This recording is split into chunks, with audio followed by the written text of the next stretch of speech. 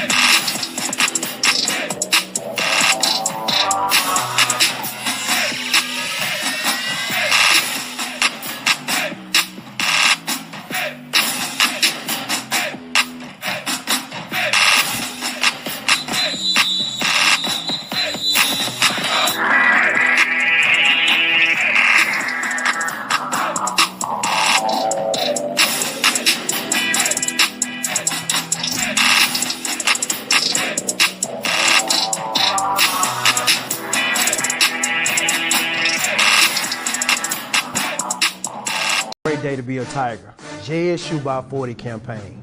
Coach Taylor, I was just thinking, I was sitting in my office and we were talking about Jackson State athletics, the tradition of Jackson State. You played here. What if 50,000 alums gave $40 a month for 12 months? Man, that would be huge. That's money in the bank for athletic program. Let's do this, Coach. I'm challenging all 50,000 alumni of Jackson State University, supporters, fans. Let's give $40 a month to JSU by 40 campaign. 12 months, 12 million, September to August. Let's win championships in the classroom. Let's support Jackson State University. Let's support athletics. And let's make sure our coaches and our student athletes are successful. So again, Coach Taylor and I are challenging you, all 50,000 alums, $40 a month for 12 months to support Jackson State athletics. Go Tigers. Go Tigers. Support the JSU by 40 campaign. Visit gojsutigers.com/JSU by 40.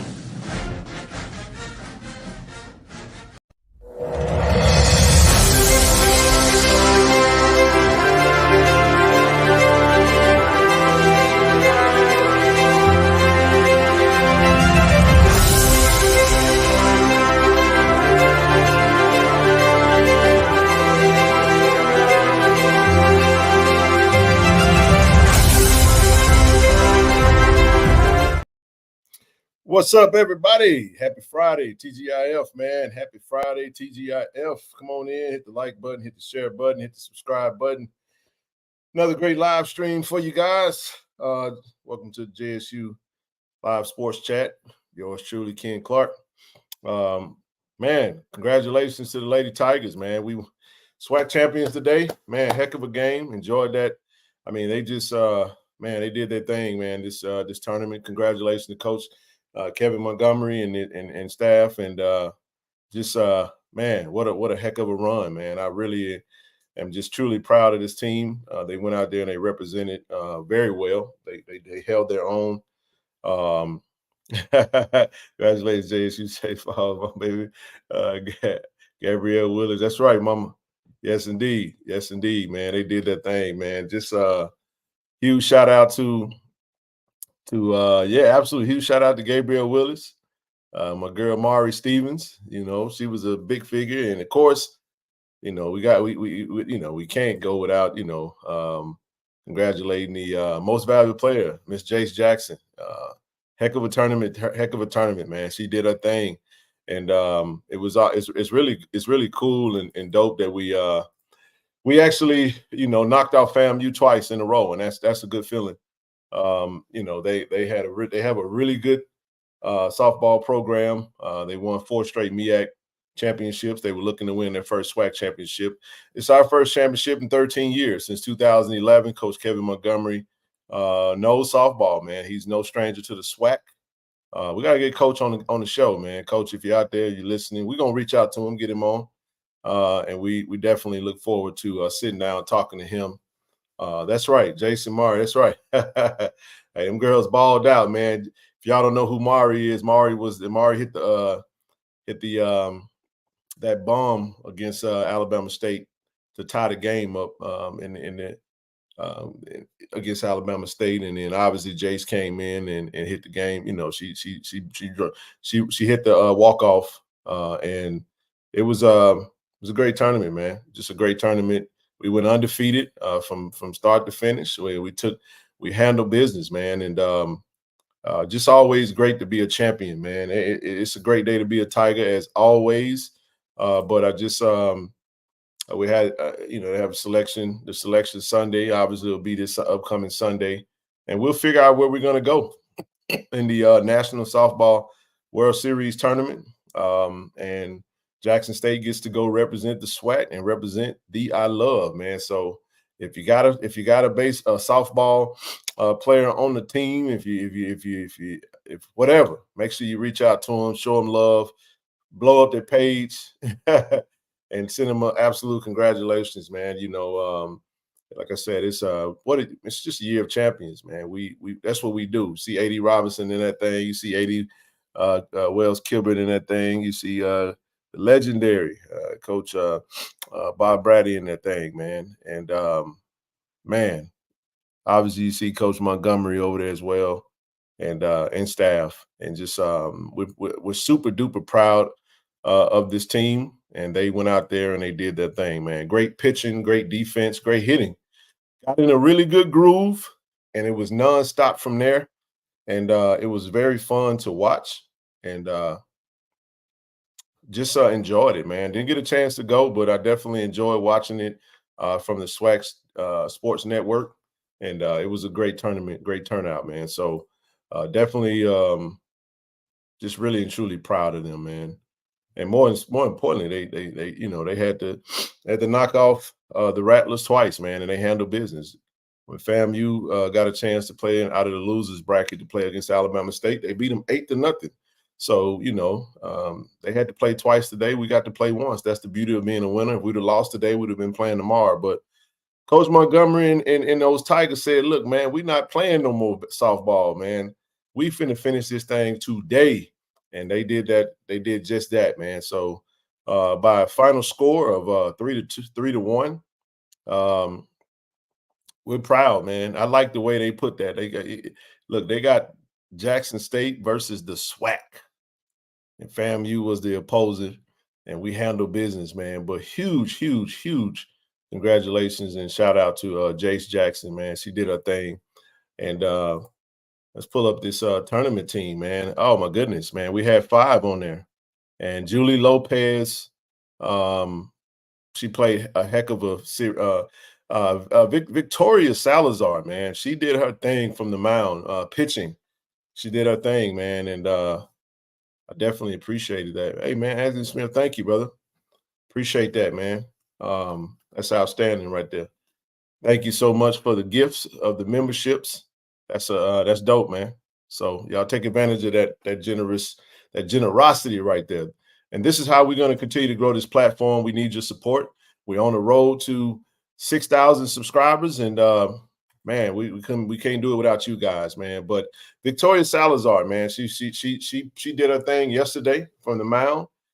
She held her own from start to finish. Got in a little jam, but she got out of it and in the first game versus FAMU, and did her thing. And like I said, Julie Lopez had a great tournament. Of course, Jace Jackson, Mari Stevens, they were just rock stars, and Kalia Gibson also. They did their thing, man. And congratulations to all the other tournament team, those who made the tournament team. But as you can see, they had look at what they had to go through.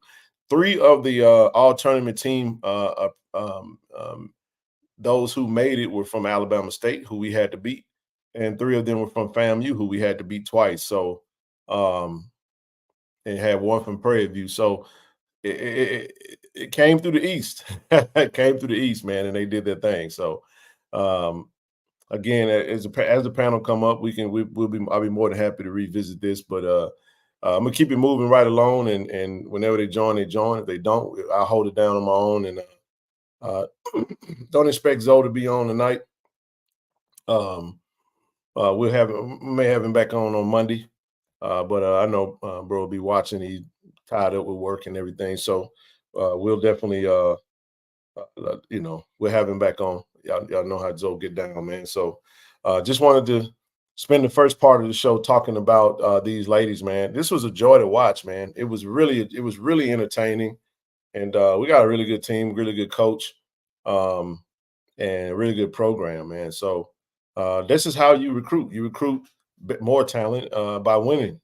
And those ladies look good. They represented the first game. They beat Southern 8-3, and I enjoyed every bit of that. We ran through all our foes, so we beat a rival 8-3 with a really clean, dope look. Man, they did it in fashion too, because I got something I do want to talk about in regards to this as well, man. So, but this is a really cool look, and I saw some chatter about the uniform that they wore, but this is a uniform that I think everybody should be proud of. The white with the white and blue, they look great.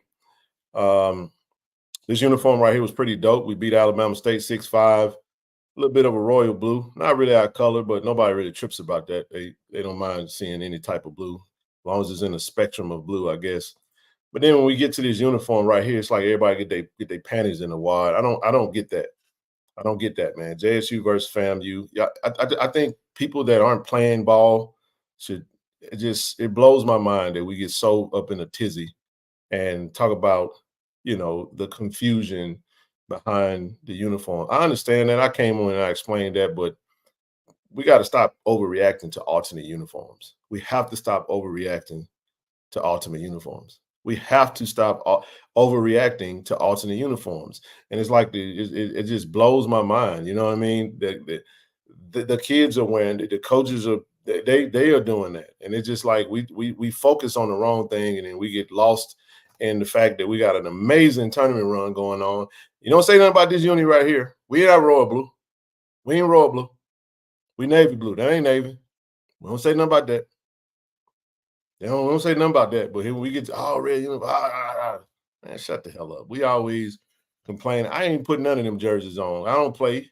I'm old. I'm 42 years old. My days over with.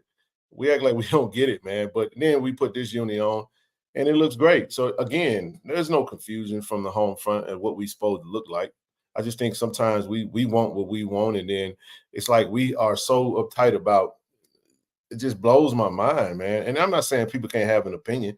I just think sometimes we need to understand that when we putting that out there, we have a lot of people who who follow the Jack State social media and be popping.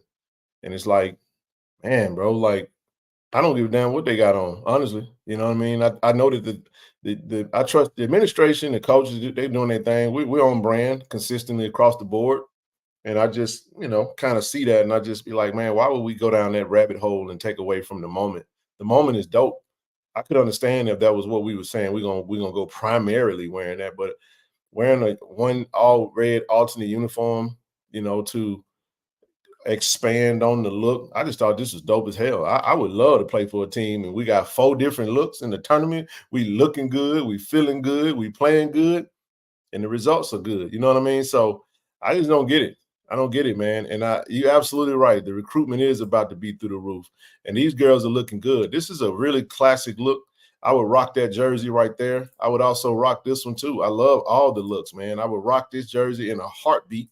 And I would definitely rock the blue and white. So it just I understand, we do have traditionalists in the space, but I'm like, let's get involved and focus on the game itself and not lose ourselves. We had that same conversation when it came down to the one game. We played in an all red uniform in football one time, and it's like, oh, it's just too much. Like, come on, man. And I'm not telling people do what they do, and yeah, fam. Yeah, some all black units. The black units was dope though. I gotta give it them. Hey, I like them black units. But again, uniforms are about expressing, man. You you can go as far as you want to go with it, as long as you color within the lines. I just think there are traditionalists that are in our base, and we just don't like it. We only want to have a little smidget or a touch. But I got on a red hat, an all red hat that would fit that uniform just fine. But we don't say nothing about that stuff when we rocking it. When we selling it, we gonna sell and market to that color, but because people like it. People like options, man. That's the world we live in. We're not in the same world we used to live in, where we're not Alabama, we're not LSU, we're not these, whatever you can use on the level that we own and the space that we're in. Hey man, I don't have I'm not bothered by it. I just think this is just my opinion on it. I'm like, I don't lose no sleep over it. You know what I'm saying? And I'm gonna say it on the flip side for myself. If they came back and said we eliminating the red again, I would be like, that's dumb, that's stupid. I don't like that. But in the end, I'm not gonna change my support, and I'm not gonna, because I'm not wearing the jerseys. Be like, man, I hate when we do that. You know what I mean? You have to make yourself marketable, man. And trust me when I tell you, if I could say it this way, because I'll just say it this way without going into too much depth about it. You know, there are a lot of softball players that are paying attention. You know, I happen to know of a particular softball player that is a really good softball player. I'm talking about a star in the high school right now. And I got on, communication today that she reached out to Coach Kevin Montgomery via email. And I said, what? Hell yeah, I'm gonna talk to Coach and be like, that's one you want to bring on. So I'm just telling you guys, like, these young folk are different, man. I remember being young, and I'll come back to this in just a second. I remember being young, right? And I remember when, my how the older folks or my elders would be like, boy, y'all don't know nothing about this. And we all thought that they were old-fashioned, right? They're like, man, y'all don't know. Y'all so behind times and da-da-da-da-da-da, right? And I get it now, because I was annoyed as a young person with the old heads always trying to project onto us and our generation everything that because people don't like change. People don't like the world to change around them. But the reality of the matter is that that's the only constant in this world is change. That's going to happen. So you have to adapt with the times. And trust me when I tell you, man, we see big time programs. But here's what tends to happen. What tends to happen is this: there are several programs out there on different levels that have multiple looks, multiple uniforms. They expand on alternates, and they color outside the lines of tradition. And then you have some programs that are just strictly traditional. They don't deviate from it. I remember, talking to some alums from UT. They were like, bro, we're not changing nothing. They want the white helmet with the burnt orange hook'em horns on there. They want burnt orange and white and burnt orange. That's their colors. They're not deviating from that. And that's cool. But that's one example. And what tends to happen is when, depending on who you talk to, their examples are going to be with the programs that are more fitting to their mindset. And I'm okay with that. There is no right or wrong to this. You're not wrong for having an opinion. You're not wrong for feeling how you feel. What just, trips me out is that when you try to speak for the university, you don't speak for the university. Neither do I. So it would be like me getting on here saying, this is what we all need to do. And if we don't do it, then we're wrong. And I'm not the standard. All I'm saying is I like it. I like that they got options. And if they love it, if they like it, I love it. And if they love it, I really love it. You know what I mean? So the crazy part about it is nobody talks about the uniforms except the old folks. And by old, I mean those of us who are no longer in school. It's us on the internet giving our opinions about. I'm sorry, man. They don't have this conversation. And when you talk to the student athletes, they freaking love it. They love it. You know what I'm saying? So But this is what I'm saying. This is why you can't lose your cool. You don't lose it, because look at this uni. This uni is fire, man. I love this white navy socks, navy and white hat. This is a traditional Jackson State look. There is no Gordon Red in his uniform, and it's okay. But then when we go to this, it's like, wait a minute, this ain't Jackson State Navy, but we understand that they did something different for their team from a softball standpoint. Got the little touch of red up in there, got that white. It's a different look. It's their look, and we like, all right, cool. This uniform right here, in my opinion, actually could be a uniform that really, if you wanted to just cause a ruckus about unis, this is one that you really could possibly say, whoa, whoa, whoa, whoa, whoa, what is this? We're not royal blue. That ain't navy, if you just wanted to. But what we tend to do is we go to this one and we say, this is clearly an alternate. It's called an exaggerated alternate, where you just do a color rush of a small. You take the smallest color in your spectrum and you just blow it up, and then you have one alternate. And then championship game, you go back to the traditional look, and you switch it up, and it's dope. And if I'm a young lady or a young man, and I'm looking at a program, believe it or not, these are the types of things that some players look at that appeal to them. They're like, oh man, they be fly, man. They be fire, bro. I like all these different. You got a JSU, you got a Jackson State, you got a Tigers, and you got another Tigers. And then they got a navy white with trim, with the red trim. But I'm sorry, I just wanted to mention that because this is kind of what I saw, and I give my little tidbit when I come on the show. I don't really talk too much on, like, social media. When it comes certain social media platforms, I don't really say a whole lot on anymore. But nevertheless, man, we are super duper ecstatic about being champions, man.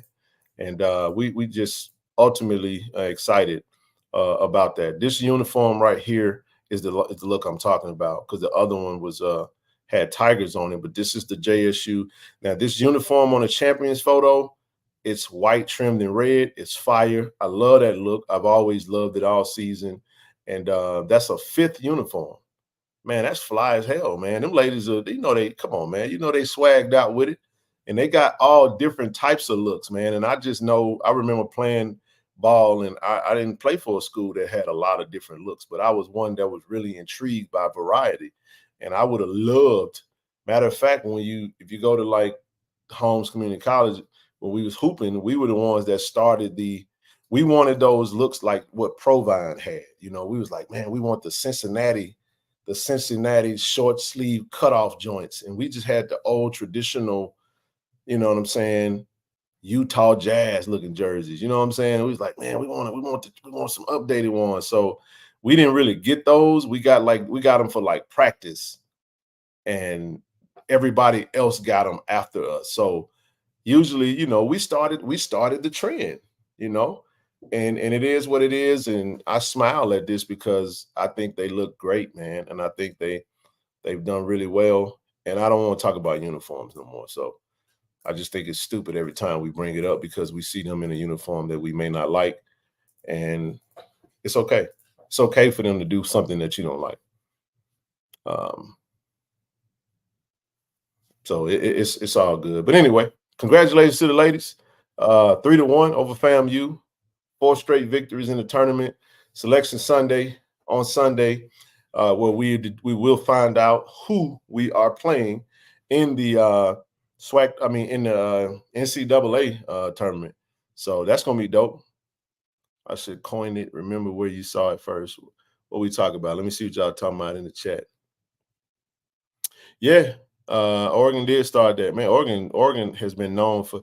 Oregon got 12 different looks. I remember Bethune-Cookman at one point had a whole lot of different looks as well. So yeah. But anywho, moving right along. Got another commitment. The coaches are doing an outstanding job, and they're not done. I got a conversation with Coach today, Coach Callie James, and looking to bring in another edge rusher for those of you who are excited about this. Kenneth Giles Jr. We wanted to recruit him out of the JUCO, but we weren't able to land him. went over to San Diego State, but you keep the relationships tight, and you bring him in. 6'6", 245 pounds of edge rushing force to add that nastiness off the edge, and just absolutely excited about what he brings to the table and what he's going to do for this defense for us, man. I don't know if you guys are paying attention to recruiting, but there's some, you know, the SWAC starting to rev up its recruiting because, you know, the portal is, you know, I got a lot of kids looking for homes, man. Grambling is doing a great job of recruiting. FAMU is starting to pick it up a little bit. Bethune-Cookman still doing their thing, you know. Alabama State had a really good job. Did a really good job of recruiting. So the SWAC is getting loaded with talent. I like that. I love it a lot. I want everybody to be at their best and feel confident. And we're going to go and we're going to give it a good go. I can tell you right now from talking to Coach today, the goal is to beat ULM. That's our goal. And the side, based off just on paper, they have really done a really amazing job of building this team with the look of an FBS roster, with the amount of size that we have. You know, 3, 6, 8 offensive linemen, tackles, 6'7". You know what I mean? You know, a lot of 6'6", 6'6", 6'5". Big size on the offensive line, defensive line. You know, we got another. Like I said, this gentleman here, 6'6", 245, 250, coming off the edge. Adding him to what's already in the room with all the different additions that are there. As we stated, we got another tight end. We got another DB, Michael Cherry. We have, you know, Dalen Bright, John Brown Jr., another D lineman, quarterback Cameron McCoy, running back Bryson Moss, Anthony Cunningham on the D line, interior, Bruno Zandamela, 6'8", tackle, and man, just the amount of what they're bringing in, and also I forgot Cameron Smith, safety from Eastern Michigan. So when you look at the breakdown of this roster, is really ties into making the pieces fit, making the pieces come together, and really shape out that roster. But had a conversation about a particular player.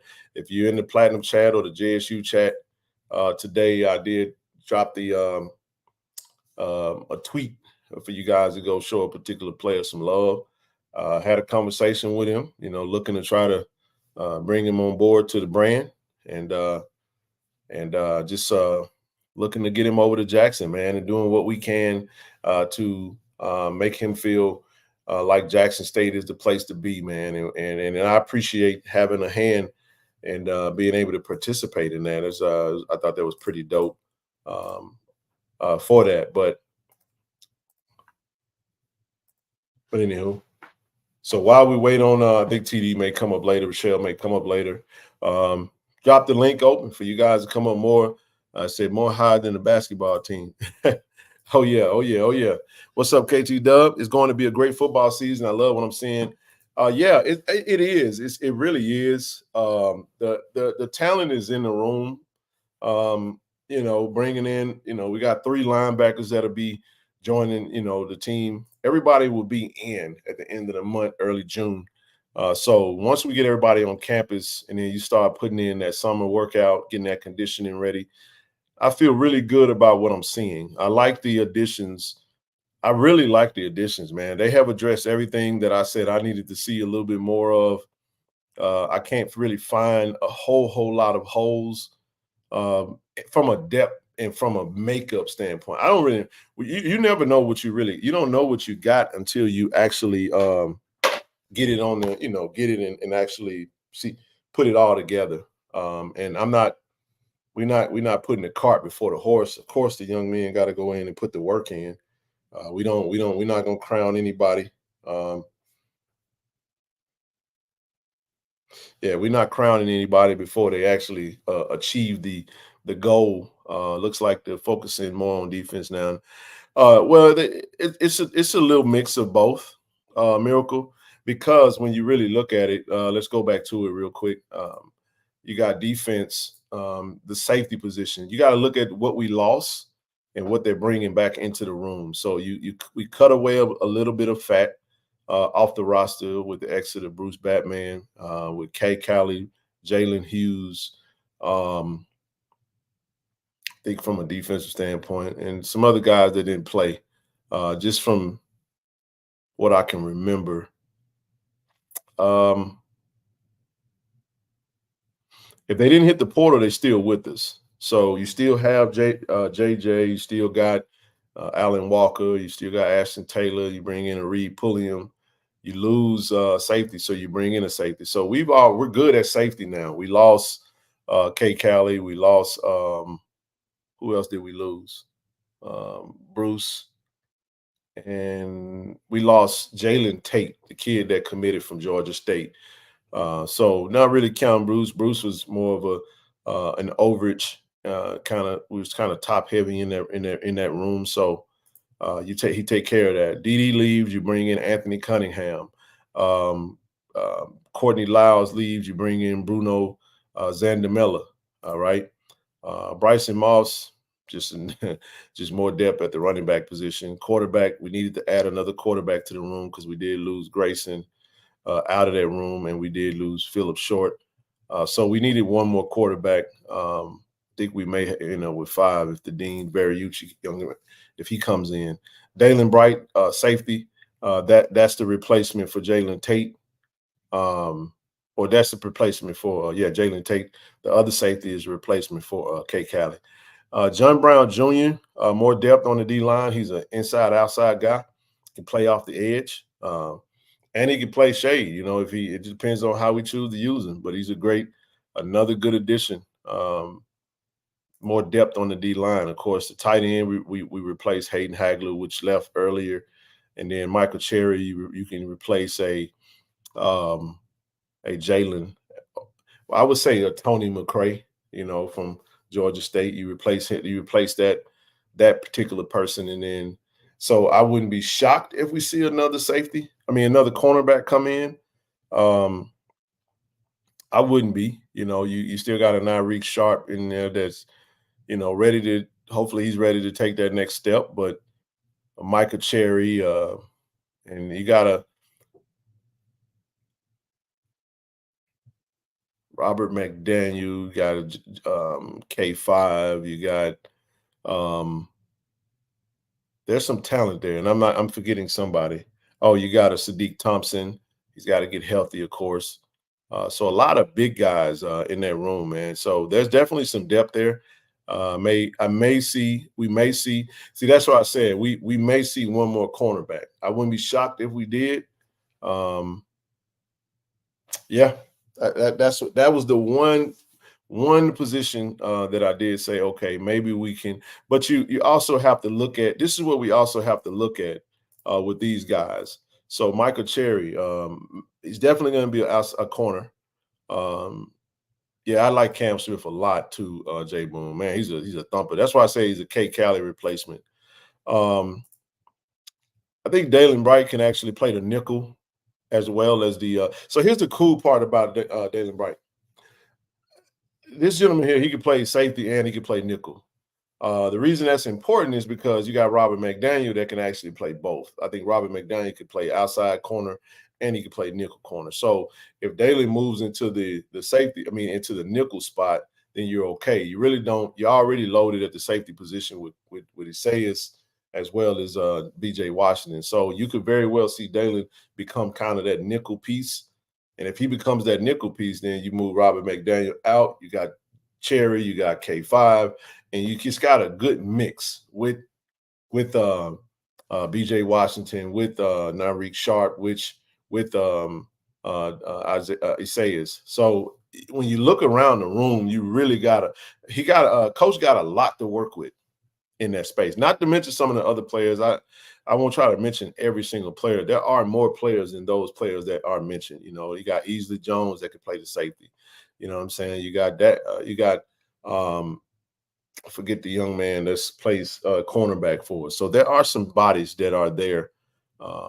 So that's what I say. You round out that roster by getting the right pieces that fit within the system and how you want to run. But it's clear that they want to pressure the quarterback. It's very clear.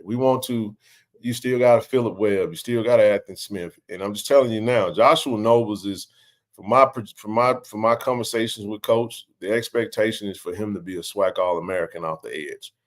Not Joshua Nobles is an edge rusher. You know, you bring in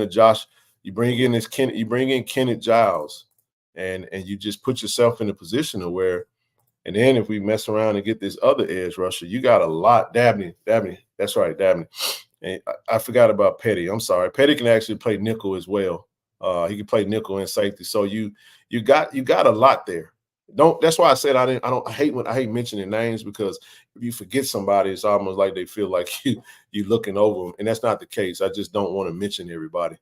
But I was happy for this. I'm gonna say this: Kenneth Giles fits the build that I've been looking for off the edge. Philip Webb is a monster off the edge. There's so many ways they could use these gentlemen. I'm not even touching the interior line with Tyus and Jeremiah Williams and Shu Thompson and Tamon Wells, and it's so many ways they can go. It's like an embarrassment of riches. You have to find those guys that got the motor and they got that killer instinct to want to go, you know, just kill the opposing quarterback. Not, you know, no pun intended. Not literally, but you know what I'm saying. You want those rough riders on the defense, right? You want those gentlemen that's going to come in and, you know, just be absolutely disruptive. So when you got this kind of size and strength and there's no fall off when you go to your 2 deep and even possibly your 3 deep, now you're talking something. This is very similar to the roster that we saw with Coach Prime in 21. Very similar. Very similar. You talk about the linebacker position. You got Jaden Ward coming in from Northwestern State. Don't forget, he just graduated yesterday. So Jaden Ward graduates, and he's a great, you know, sideline to sideline linebacker. You got David Jones Jr., who coming in from Cincinnati.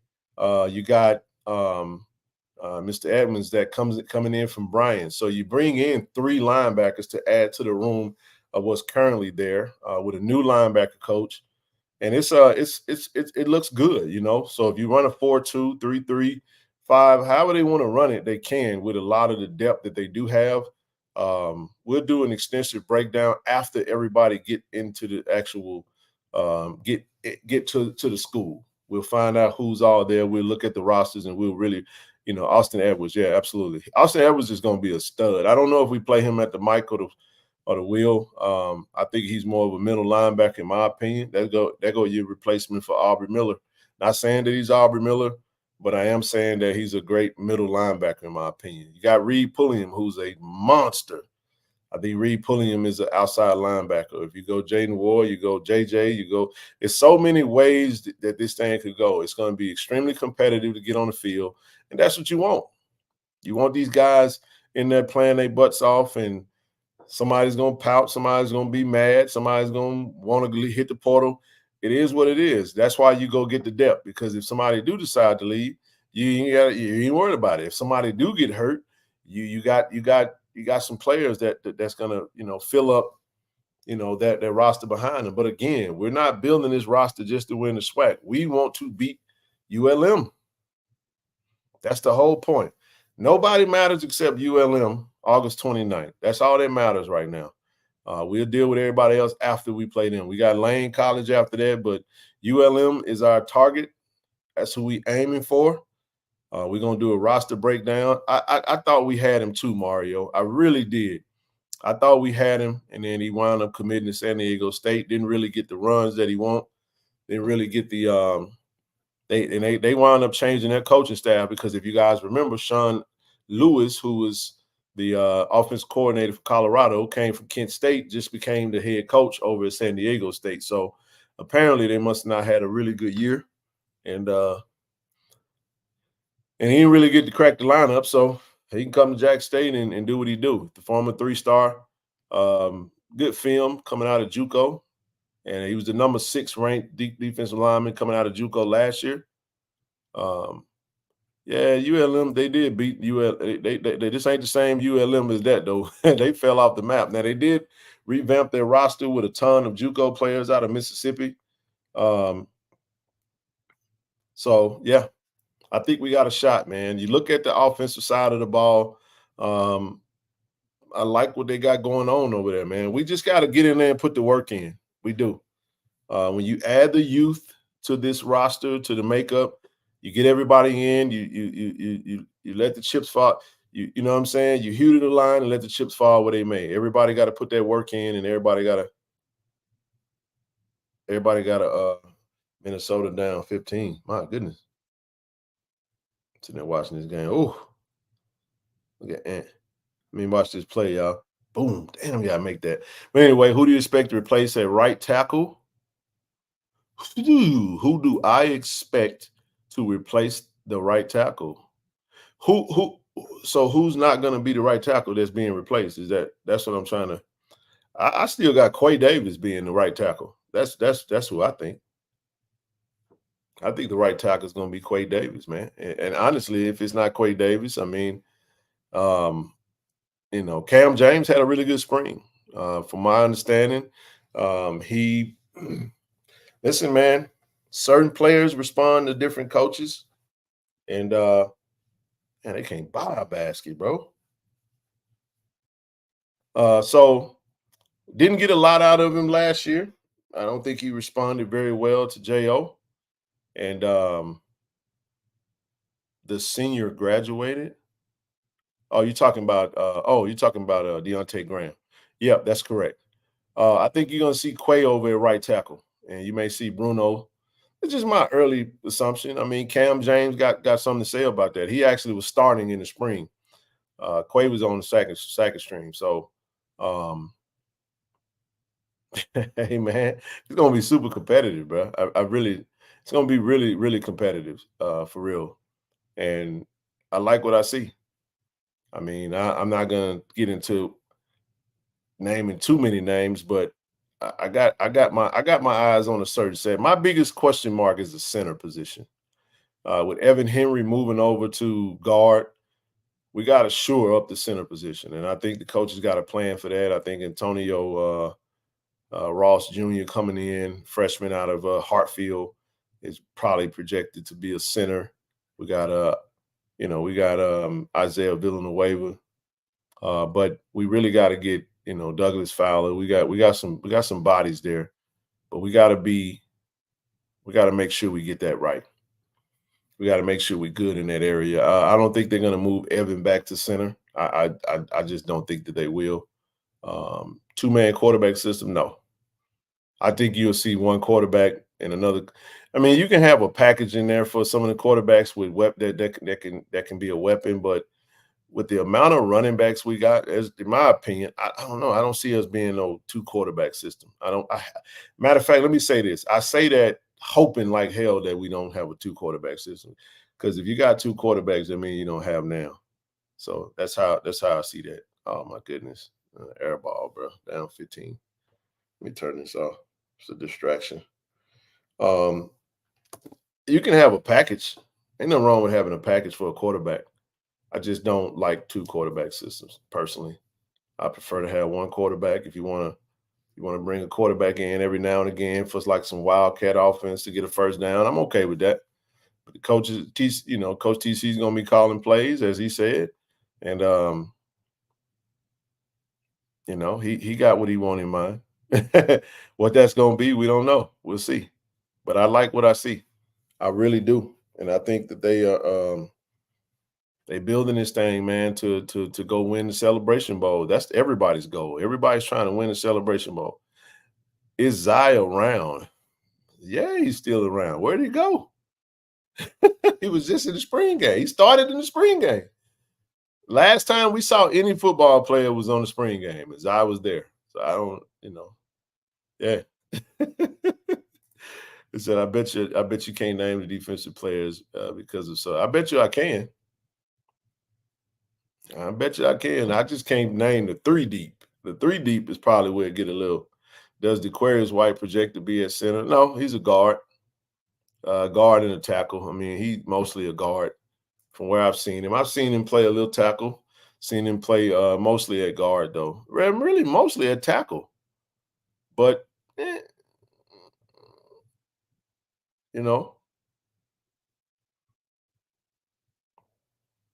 But no, I don't see him projected as a center.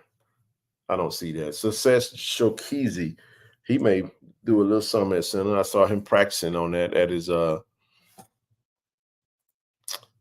but y'all feel free to come up, man. Hey, listen, if none of the panel come up, it's gonna be a short show. I'm not gonna sit on here all night and just talk to the screen. But if you guys want to come up, chop it up with me, we can chop it up. Do have a few more other things I did want to kind of touch on. I'll come back to that in a minute. Let me put this up real quick while we're here. The 54th annual Gibbs Green commemoration is going to be next week on Tuesday from 4 p.m. to 5 p.m. It will be at the Gibbs Green Memorial Plaza, Jackson State University. The reception is immediately following at the Johnson Hall Art Gallery. This is for the Margaret Walker Center. And if you want to check out that, go to JSUMS.edu/Margaret Walker Center. Monumental, man, the 54th annual commemoration. And also, that Thursday, you're going to have a decade of action at Jackson State.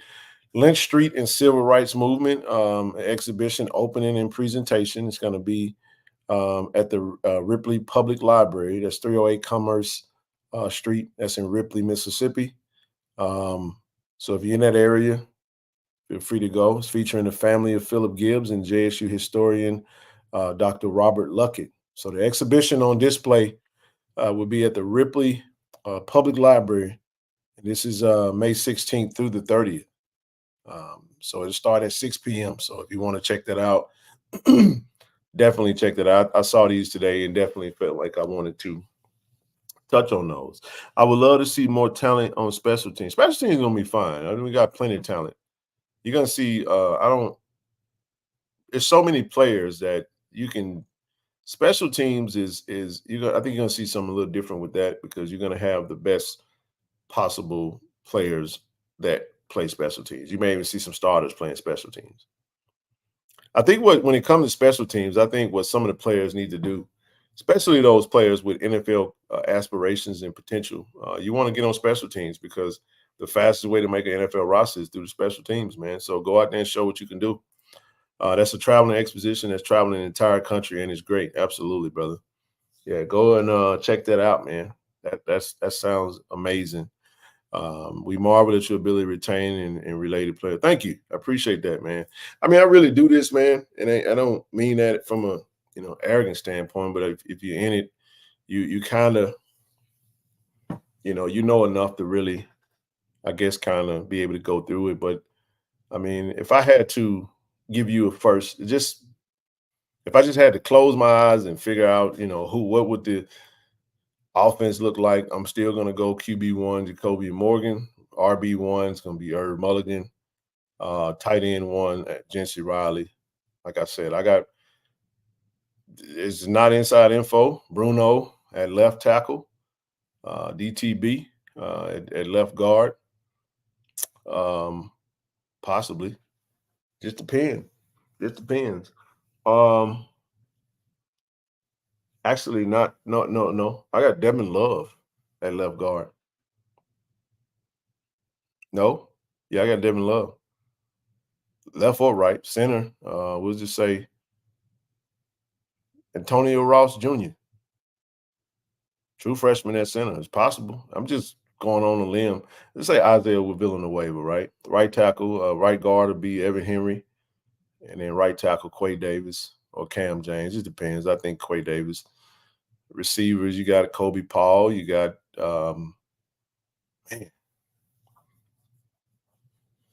Fabian McCray. Richard May. I mean, that's players who haven't even hit the campus yet that could easily start. Like Janelle Dupree and it's slot. And so many ways you can go, but that's 11. Obviously defense, Jeremiah Williams, Tyus Martin, edge, Philip Webb.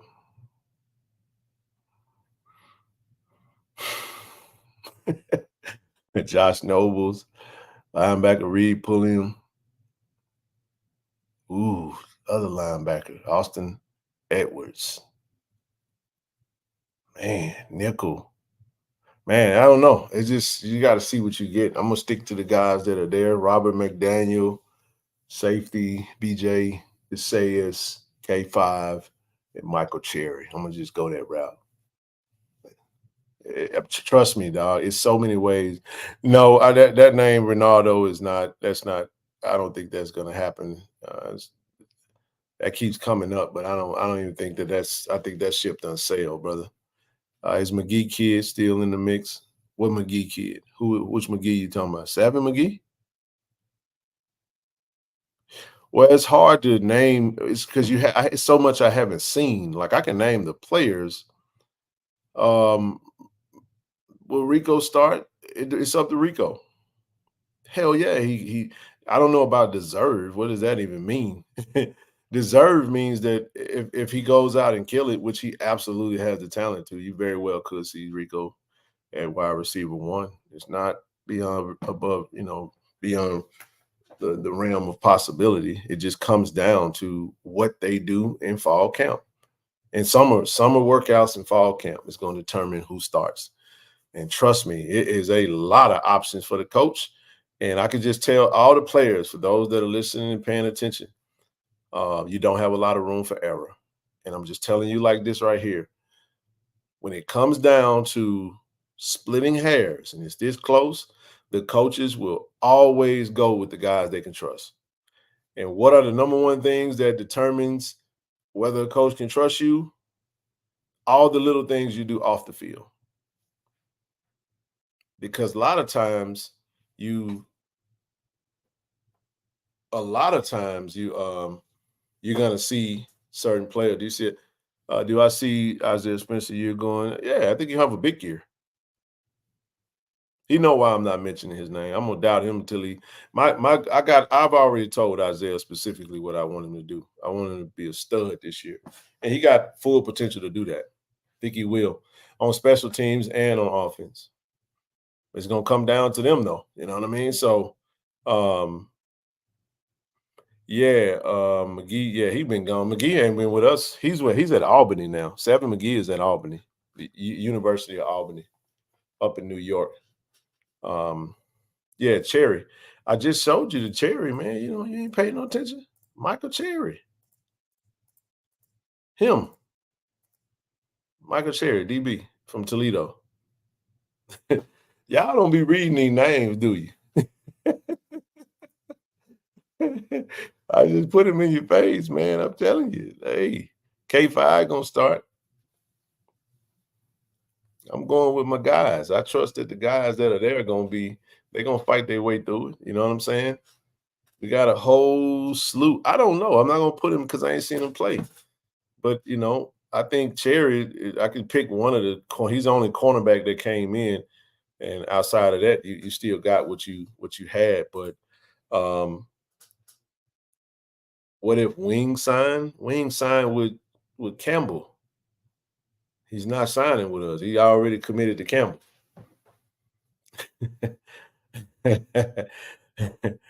Yeah, so now Petty will block 5 field goals this year. We hope so. That's my guy right there. I like Petty, man. Petty a dog, man.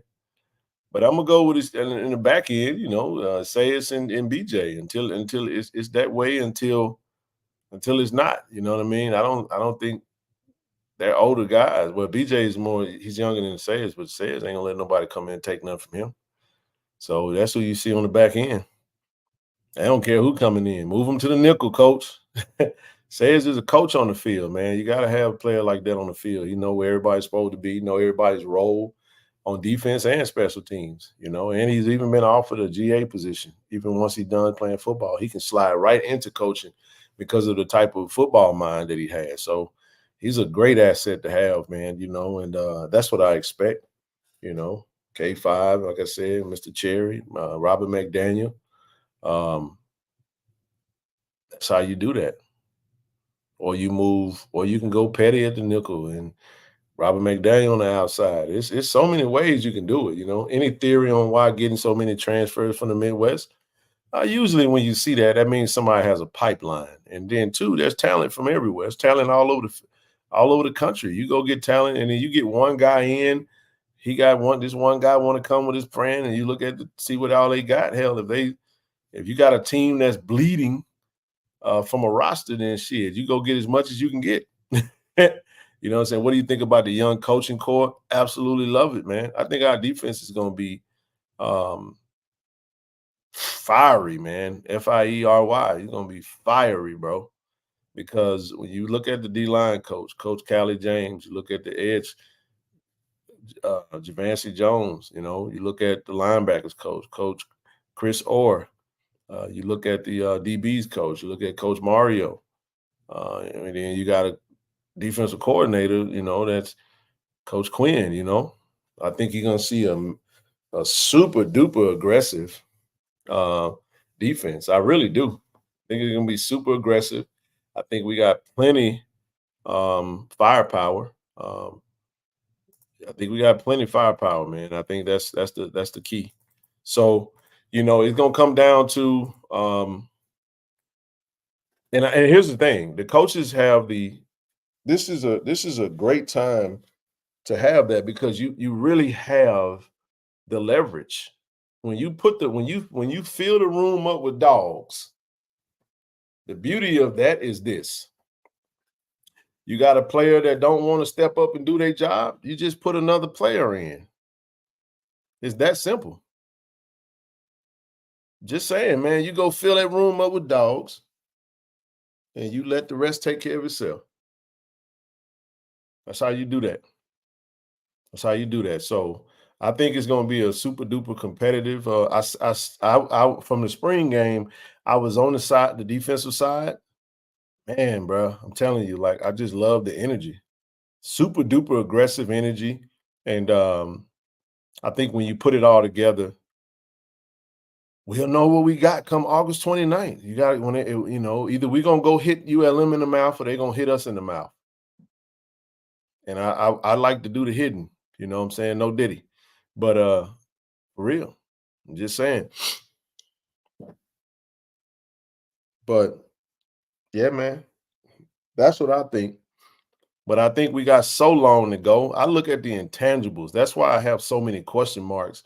Is I need to judge the mindset. I got to see some practices, man. I got to see some coaches getting on some players' asses, man, and see how they respond. And I got to see some leaders emerge, man. I'm looking for the leaders. The hell with the plays. Austin them gonna do a great job of putting film out there for y'all to see who making plays, man. I want to see the intangibles, man. Who got the intangibles? Who got the character, the good character traits? Who got that hunger and that fire that want that? Who got an appetite for a celebration bowl and not just satisfied with getting on the field doing their part? Like, who's going to hold their teammates accountable? Who's going to lead by example and not go do dumb shit? You know what I'm saying? That's what I'm looking at. You know what I mean? And a lot of that stuff you just won't know, man, unless something was to come down the pipe, man, Myron the tubas and what if the boom is bigger this year? Hey, the boom gonna be what the boom gonna be. The boom is a rock star, man. That boom got it going on, man. Boom got it going on, man. We want to see the boom at ULM. Y'all know he said it's gonna cost us $50,000, man. We're gonna go live from the merge. See if we can't raise some of that money. So y'all get ready, man. If y'all want the boom to come to the ULM, hey man, we might have to pay. Pay like we're way, baby. Let me see what's cracking lacking out here, man. Okay, all right, cool deal.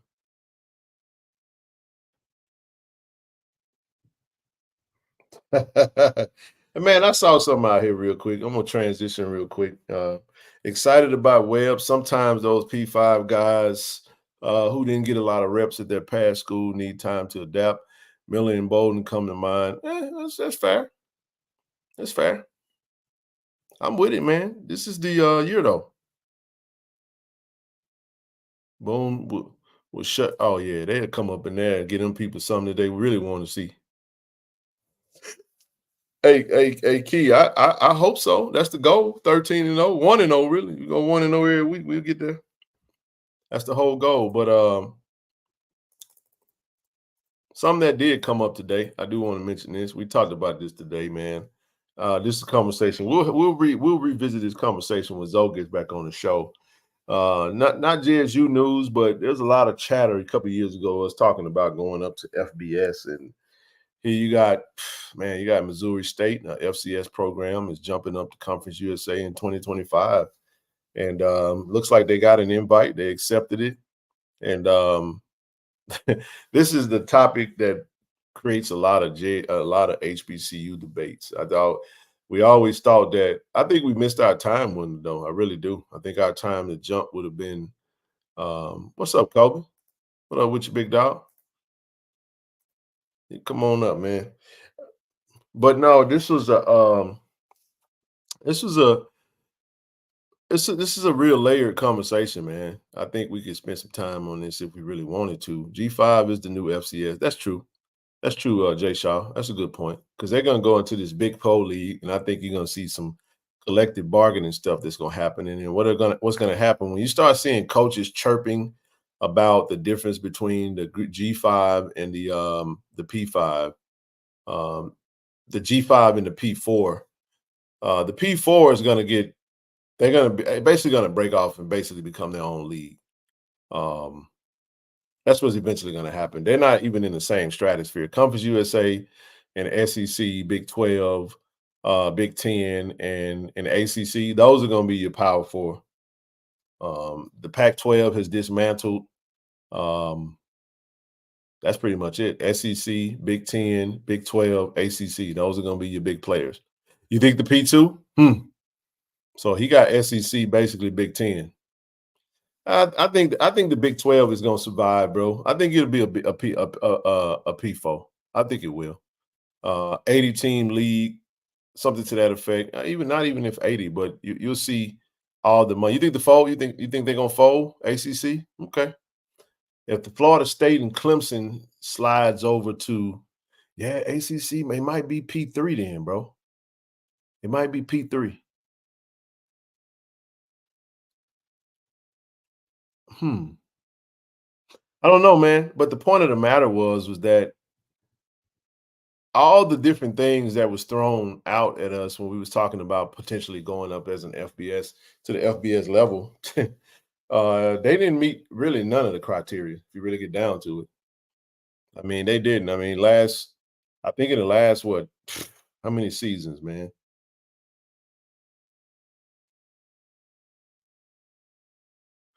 In the last 10 seasons, Missouri State has had one winning season. So that debunks that. They didn't have a winning season. Apparently they're gonna pay, they obviously got the $5 million, the fee, I guess, to jump from FCS to FBS. At the end of the day, if you have a plan to do something like this and that's what you want to do, $5 million ain't a lot of money if you can do it. You know what I'm saying? But they're going to be going over to Conference USA. But we're going to definitely expand this conversation a little further.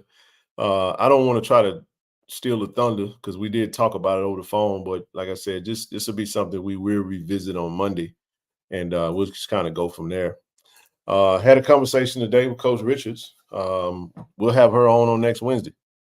Hopefully you guys have had a chance to catch that interview. I chopped it up a little bit. She sat down with it was always that way. I don't even know how you say that. Seven yet? Is it Savette? Let me just say that, Savette. The goal was for us to go up as a group. That was always a goal. You go out there as an independent, or if you're not going up as a group, you're going to have to basically get an invitation, and that was going to be the biggest hurdle because it wasn't many. I don't know of any conferences that was going to invite us. I think you kind of needed that celebrity coach that we had in order to really have that conversation and make it look attractive for them. But at this very moment, I don't know. We would have to go up as a group. If we go up as a group, you look at what you look at. Hell, UMass is FBS. UMass is terrible. They are. So it's going to come down to what exactly does it even mean? I think for us, we're already in our own league right now. We're still D1. So at the end of the day, Celebration Bowl, we put money into our own thing, and honestly, just what's going to happen to FCS? You know, the FCS championship. Then you got, so it looks like you're going to have 4 tiers. You're going to have the HBCU world, and you're going to have the FCS. That's already what's happening. You're going to have FCS world, and then you're going to have the G5 world, which they may be playing for something totally different than the P4. I just think we're so far away from what this thing is eventually going to become when we get to this. I really do. It's changing all the time. I did see something out there where they talked about reducing like the overall scholarship count, not scholarship count, but roster count from like the FBS level. I think dropping it from like 115 down to like 95. They say, what if go to feeder program and Big Boys funded? Hey man, that's a great question, Jay Shaw. Man, you gotta come up here and talk to me about it, bro. Because I gotta make sure I understand your question. You gotta communicate your thought. Hey man, it's Friday, man. We'll be on for 2 hours a night. Y'all come on up, man. Come on up, man. Don't be shy. Don't be shy. Appreciate the donation. While we at it, y'all, we still are collecting for our basketball donation. It hadn't moved much lately. So if y'all want to donate to that, let's do that tonight. We will have Coach on. I did tell her we're looking to grow the pot on the funds that we do have for her from a recruiting standpoint. We will be signing some of her new basketball players to the brand through NIL deals, and we're hoping to do more with that. But driving right now, you get it. Oh, that's cool. That's what's up, bro. Still on. We can make that happen. So it said, I think the Pac-12 done. Yeah, it's done. The last 2 teams is going to the Mountain West, emerging. Yeah, that's true. Hell, is the Mountain West even a part of? Is it part of the G5? I would guess so, huh? Yeah, it is. Sun Belt, Mountain West, AAC, Conference USA. All right, Conference USA, AAC, Conference USA, Sun Belt, AAC, Mountain West. Okay, makes sense. Okay. I see it. Kobe, come on up, dog. Hey, listen, that college football about to drop, baby. Man, I wish they would put the HBCUs in there. I don't want to be up all night trying to create a Jackson State team and put them in the SEC and kill everybody. Because I will do it. I have every damn player in that mother. I go take a whole team. I just eliminate Vanderbilt. I'm just telling you right now, I changed their school color, changed their logo, the name, all that. Move them to Jackson. Yeah, I sure would. Don't play with me. I'll be in there playing with Jackson State versus Auburn. Sure would. Has Coach Richard posted or signed his on Instagram? No, not yet, man. We gonna get there. We gonna get there. Who signed? She's still recruiting. I think that the FCS schools are gonna, from what I was told, FCS is gonna be added in a later download. We won't be in that first wave, y'all. We're not, because they had to cut the check for $600 per player. Every player that opted in is gonna get $600 in a copy of the game. Do I got a new game? Oh yeah, I got a P5, man. I got my P5, man. It's in there. So Liz, I got my P5, man. I've been waiting on this one. All I got is 2K. I don't play nothing else. I don't even play 2K right now because it was cool for the moment, but I'm kind of good on that right now. But we'll get there. I used to make my girl, man, play. Man, listen, I ain't play. Listen, college football had me in the house all day, and since next week gonna be my last day in my company, I ain't gonna have nothing. This will be full time for me. And I'm okay with that. I'm happy about it. I'm actually excited about it. Been planning, been looking forward to this all along. Oh, I know somebody that works at EA, the FCS teams will be on the game before this. Oh, okay. See, that's what I'm talking about. I can just tell y'all right now, y'all, listen, they put the SWAC in there. I ain't playing nothing but SWAC football. I don't give a damn about the rest of them teams no more. You put SWAC in there, I'm done with the PWIs. I'm done. I'm trying to, I bet you if I wonder if you can move up. I wonder if they need to put that in the game. Tell them to invite other teams to new conferences and shit, man. That'll be dope. That'll be dope. Imagine a vet on college football, man. That'll be so cold blooded, man. Yeah, we got to get in there, man. Listen, these shows gonna be 30 minutes long. Be like, yeah, man, that's all we got for the night, y'all. I'm gonna get on up out of here. Finna go get on this game, baby. It's coming during the summer too, when it's gonna be slow. Oh, baby, it's on. Man, I'm play a bowl game at the vet. You better believe it. Said I'm dominating NCAA with the swag, and you can edit the conference on that. Ooh.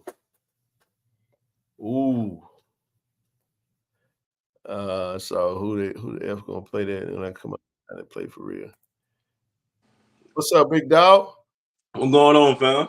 Man, you got it, bro. You hit me up today. You was like, bro, you ready? Bro, I'm ready, man. I got my PS5. Man. I'm ready to roll, dog. I've been waiting on this for 10 years. For years, man. A whole decade, bro. Man. A whole decade. I can't wait to see the trailer, bro. Oh, are we gonna talk about scan? Listen, I have left that alone. In case y'all ain't noticed that, I ain't said much about that. Very interesting thing, man. That sucks, bro. That's a very bad situation for them. I don't have to say a whole lot because we got a lot of amazing alums and that go out and they, you know how we get down, Kobe. We don't let nobody forget now. We got the memory of an elephant, and we'll this you right here. We'll this you a motherfucker in a minute, man. Because that's why I was trying to tell people, man. You talk shit about people, man. You troll folks, you laugh at folks. Hey, man, your day it'll flip back on you. I try to stay out of it. Out of the trolling game, because I just stay focused on what we doing now. I talk some shit on the sports side, but hey, man, I know they had speaking of FAMU, they had some bad weather over there on their campus, man. So prayers to everybody that was affected by the weather. Hopefully, it wasn't too bad. I think the campus kind of saw some damages from what I seen. Yeah, the situation with this check, man, this is it's embarrassing, bro. It's embarrassing because one thing about when stuff like that happen, Kobe, unfortunately, we get lumped into one big lump sum, and they lump us, and we all got to wear the stain, the HBCU stain, because of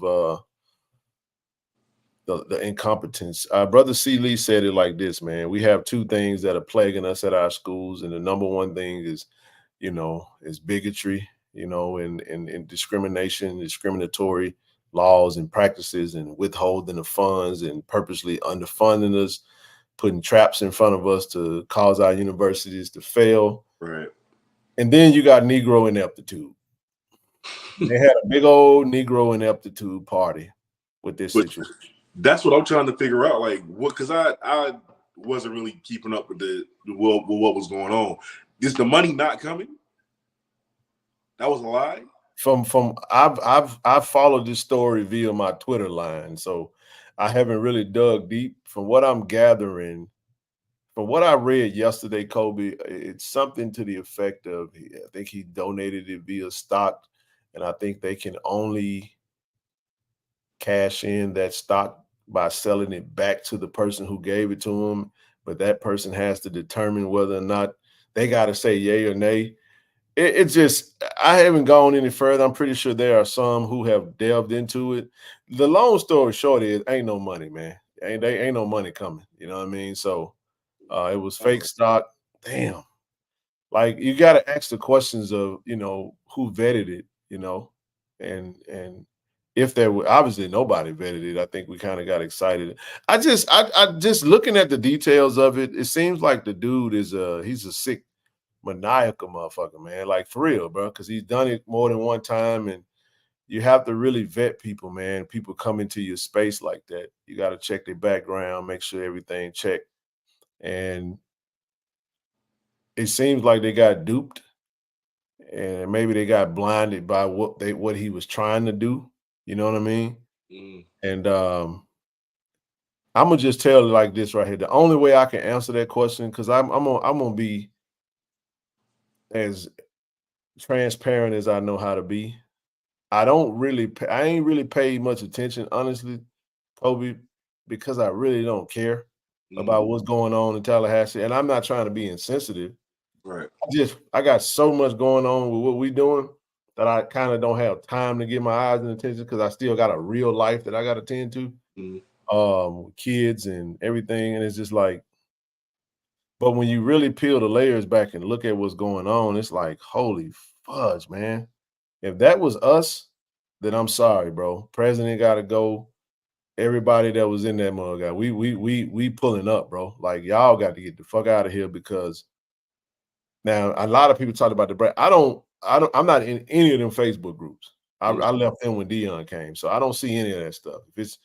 I barely even go into Jackson State groups because in the position that I'm in, bro, now with this platform and kind of being in the know about a lot of stuff, I'm busy with that. So there are those of us who have the time to really delve into it. And I just listen to them.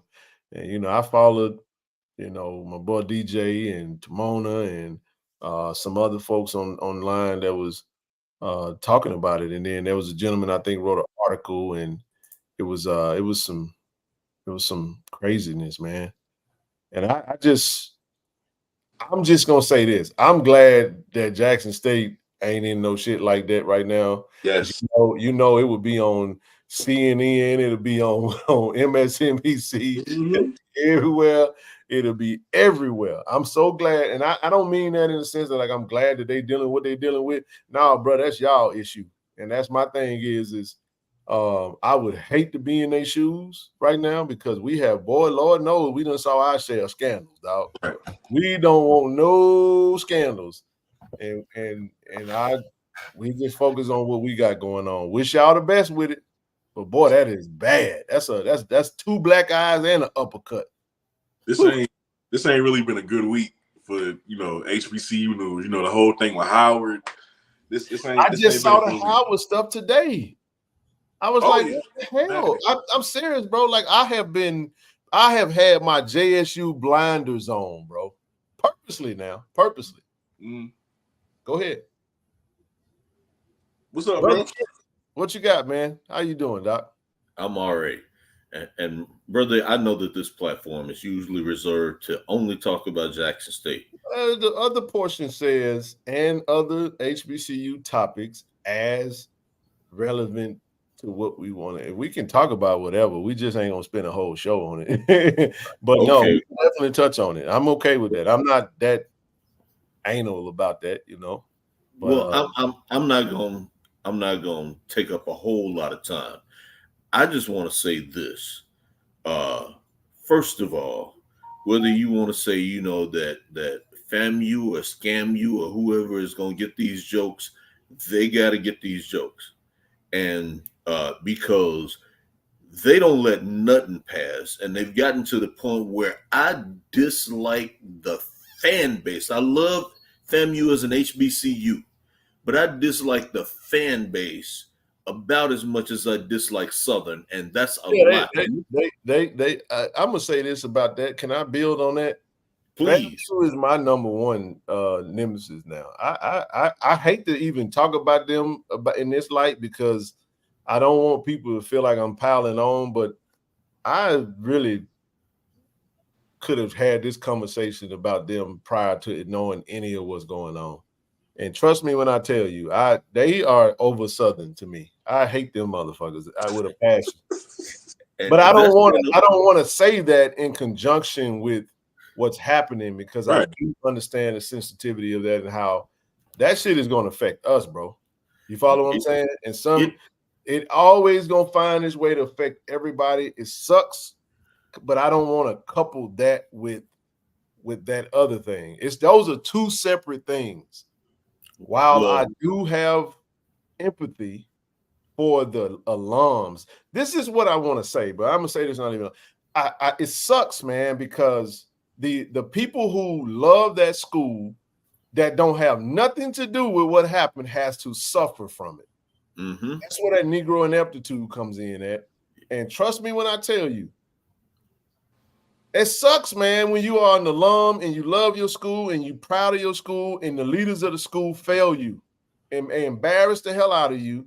That sucks. So I'm not going to piss on the people who are suffering because of the decisions of the idiots that are making the dumb damn decisions. But at the same time, that's one whole separate conversation. The sports side of it, oh, yeah. I wish we would have scored 17 runs today and they scored none. I'm serious. I wanted them to lose their spring game. I'm serious, bro. I know they feel the same way about us. It's healthy. That's why rest in peace, Shaka. I love bro spirit and I love how he rode for his school. And I got my brother, and Kofi. Folks. Yeah, man. So look, that game gonna be circled, Kobe. That's the game you want to be at, dog. Yeah. Boom. I already decided that. You want to kick their teeth in. And Here's we're gonna talk the deal. Stuff now. I don't want no violence or nothing crazy like that. We're not fanatical like that. We just want to beat them. No, we talking about an athletic ass whooping. Oh, that's it. When I say sports, I despise. When we get into real life, there are some real stuff out there, man. Because I got to ride with DJ and them and stuff that they said. Hey, man, they made jokes about the water crisis. They made jokes about what else happened? Scandals. So when you do that shit, man, it's fair game. Look, at a bottom line, we had to get kicked in the teeth about 2 presidents within about 3 years. Boy, it was bad, bro. Well, let's just call it what it is. It was bad, bro. I don't miss them days, bro. I don't want to go back. I don't even want even the Dion stuff, dog. It's just y'all pothole state. They call us everything, bro. We get. Speaking of pothole state, now and y'all, I really try to, I really don't roll with this brother, but the background that he did, you got to give him credit. You got to give credit to, what's his name? We just gonna leave it at that. But he did yeoman's work in uncovering this. But I came on to say this. I've been a lawyer at this point 28 years. I've never worked in an administration, but I know that whenever somebody that you have never ever heard of comes in making outsized promises, then Tallahassee is the capital of Florida. And that's where FAMU as well as Florida State's. So the thing that I know is that in that state, some of your biggest and best law firms and some of your biggest and best accounting firms are in your capital city. And when somebody comes in talking about, I'm about to give you $237 million, and you have never heard them and don't know them from a can of paint, how hard is it for you as an institution to say, I'm going to get my general counsel and the head of my accounting department to engage and work in conjunction with the best law firm and the best accounting firm to make sure that this is legit? Because let's just call it fair. We as HBCUs are happy for 6-figure donations, and here comes somebody talking about a 9-figure donation. If he would have donated $7 million, it would have been a game changer for them. You know what I mean? Like, it'd be a game changer for all of them. When I saw that posted, I was at the celebration with Raymond and for his daughter, brother Ray. And I told him, I said, damn, bro, FAMU. First thing I did when I saw that Kobe in Trent, I went straight to Google. I took his name. Who is that dude? Who the hell is this dude? I said, man, who the hell is this? I Googled the fund. I Googled the company. And I'm like, oh, okay, what? I didn't think that it was I just was like, damn, that's crazy. That there's no information on this. No. I was saying, damn, that's crazy amount of money. I was like, God damn, that's wow. I was like, okay. Yeah, then I started thinking like, bro, that's a lot of money for an individual. So I thought when they said a trust, I said, okay, this must have been some filthy rich motherfucker that just, and this person is just offering this money. And I'm like, wait a minute, this is crazy. But I didn't go any further. I was just like, good for them. But then when I started seeing that, I spoke to Whoa. He had the audacity to say he won't be investing in HBCUs anymore due to the criticism. He said his team will be releasing. That is actually laughable. I think this dude is he mentally deranged or something? He's something. And mentally deranged is within the realm of possibility. I mean, they need to be called hands you. I'm trying to put some hands on somebody.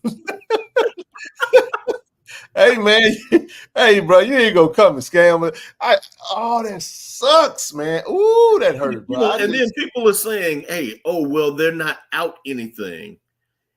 True, you're not out any money, but having said that, did they turn somebody? I saw somebody say they turned down a real $15 million donation because they were like, I think they were that they were trying to get money from the state to upgrade Bragg Stadium. And so when they said they was getting this $237 million, it's like, well, we don't need the state money no more. Damn. And they turned down the money from the state. You turned down real dollars for monopoly money. And, we here in Mississippi, and especially Jackson State, we need new dormitories, new stadium, new all that. We're not trying to turn down a quarter that the state of Mississippi offered because we know how damn hard it is to make them offer it in the first place. Well, it just makes the things that we got to be careful now, man. Really have to be careful. It's unfortunate, but you would have thought we would have had the measures in place. And I think every HBCU is gonna. I don't know, man. I don't know what the ramifications of that's gonna be. The residual residue of that. It just folks play in our face already, but then when you got somebody that looks like you, that we let in the room, and it's just a clusterfuck, man. I hate that it happened. I can't. And I listen. I know how to have nuanced, layered conversations where one thing doesn't mean the other thing. Look, I understand. Listen, bro, we've laughed as cousins after you got your ass beat. You come back in the room, we snickling, we doing all that. You know what I'm saying? That's how it was. When we cousins, we just gonna laugh. We gonna troll you under the tree at grandma's house. We joning, we on your neck.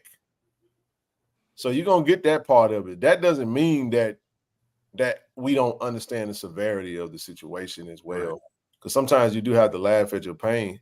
Because it's like, my goodness, man. But I know that's embarrassing, bro. That's really embarrassing. Well, and that's a extreme level of incompetence, bro. And is he a not prince? Bingo. Because you had because I've been kind of keeping up with this. You had a member of the board of trustees who was supposed to have been on this. You had the president. You had the chair of the development fund, and nobody thought to look behind this donation. Now, it is true that he did the same thing to Coastal Carolina, and I think there was a UT Arlington that he did the same thing to. And those are majority white schools. I saw the white lady that was on his website said, "Hey man, get me up off your website." She said she ain't never worked for him. Some lady right.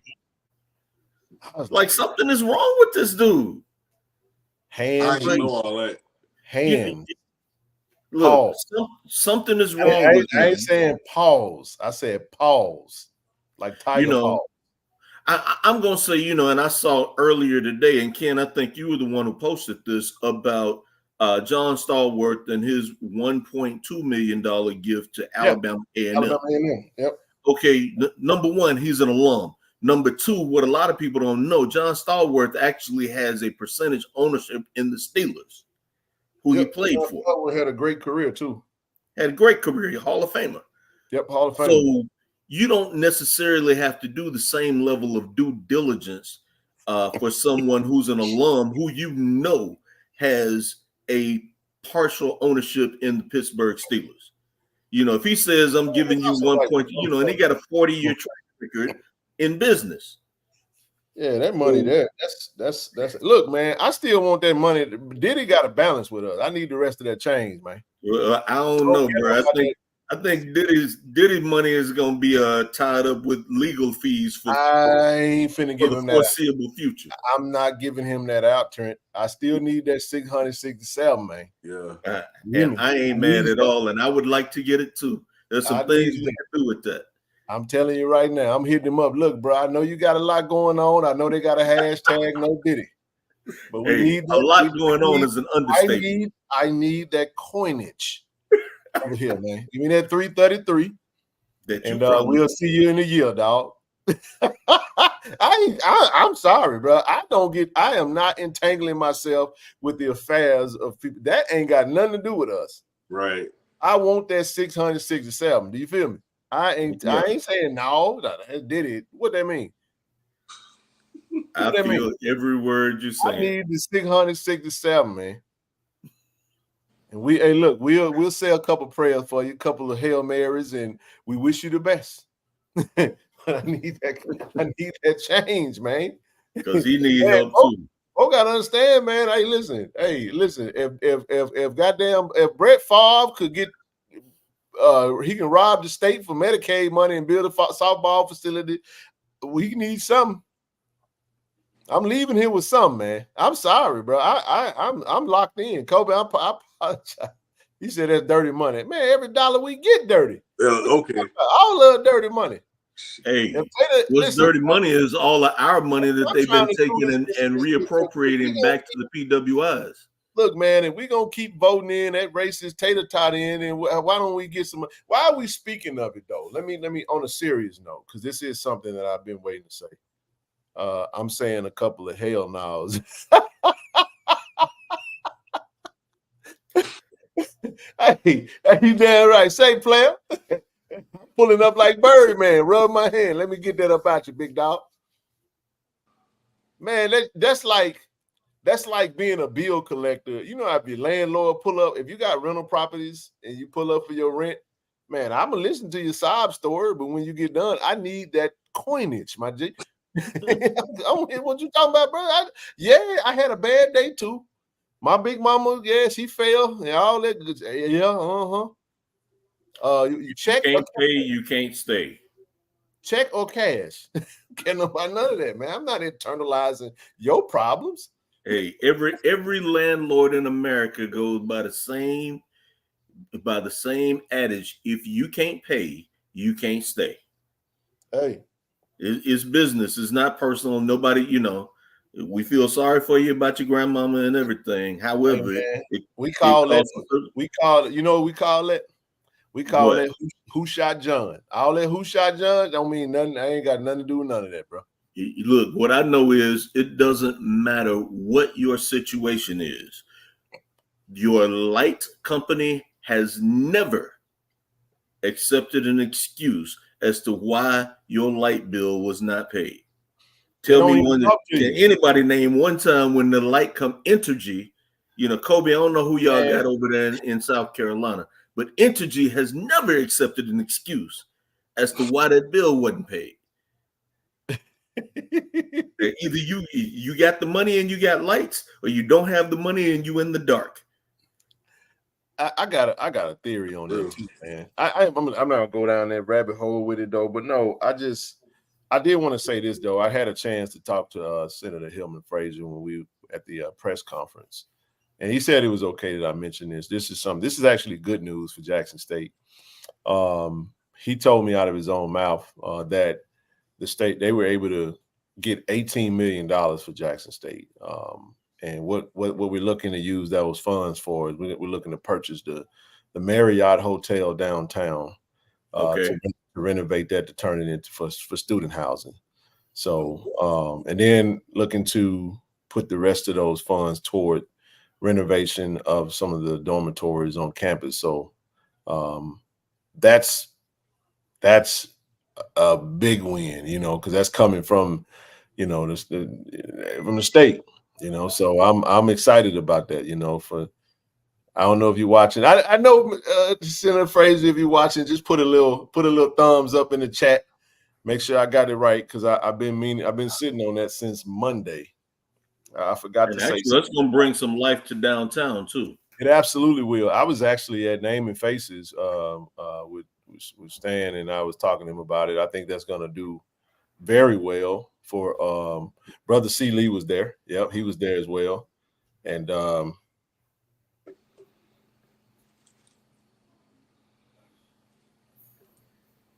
hey, I'm gonna tell you what's funny. I can't say that I can't say that publicly, but that works though.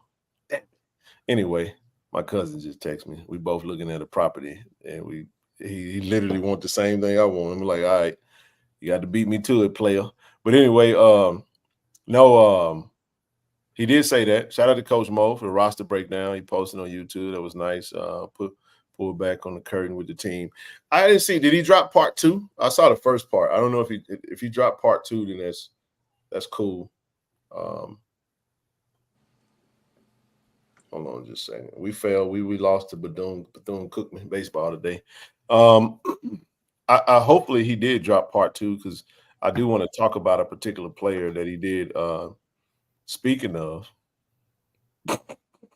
somebody tell me if he dropped part 2. If you watched it, please tell me if he dropped part 2 because I got something I want to say about that because I'm waiting on a particular player to be announced that he committed to us, and then I could talk about it. But in basketball, remember I told you we took some. I've been waiting to see that too. I have too. I've been waiting on it to. But I can't really touch it unless he. Anyway, no, they just saw part 1. Okay, I'm gonna leave it alone for them. Just whenever he break it down, I'll share it. We'll go from there. But it's pretty cool. But Kobe, look like y'all been doing some big time recruiting over there in the.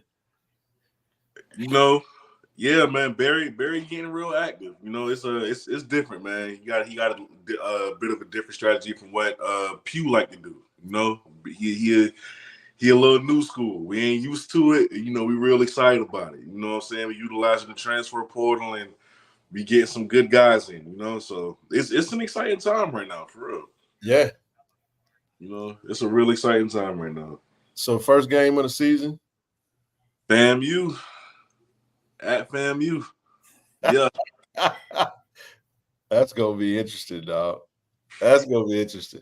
Man, listen, if we go in there and we knock them folks off, bro, they look like they're doing a little bit of recruiting. They're getting some quality pieces from the portal that is from that area, which is smart. That's what you do. Same thing we're doing. We're grabbing kids that are from Mississippi. Same thing you guys are doing. You hit those portal kids that come from that area that may be looking to come home and play. So I haven't seen much that is impressive. You get the names. Every time somebody get a recruit in the city, in the conference, and they from a Power 5, I go Google them, look at them, and see what the stats look like. Exactly. A lot of kids that haven't played minutes, a lot of kids that know stats, and we've even got a couple of them. So I can't, I ain't gonna knock it. So it's just gonna come down to who can develop. I do like the was it the linebacker kid?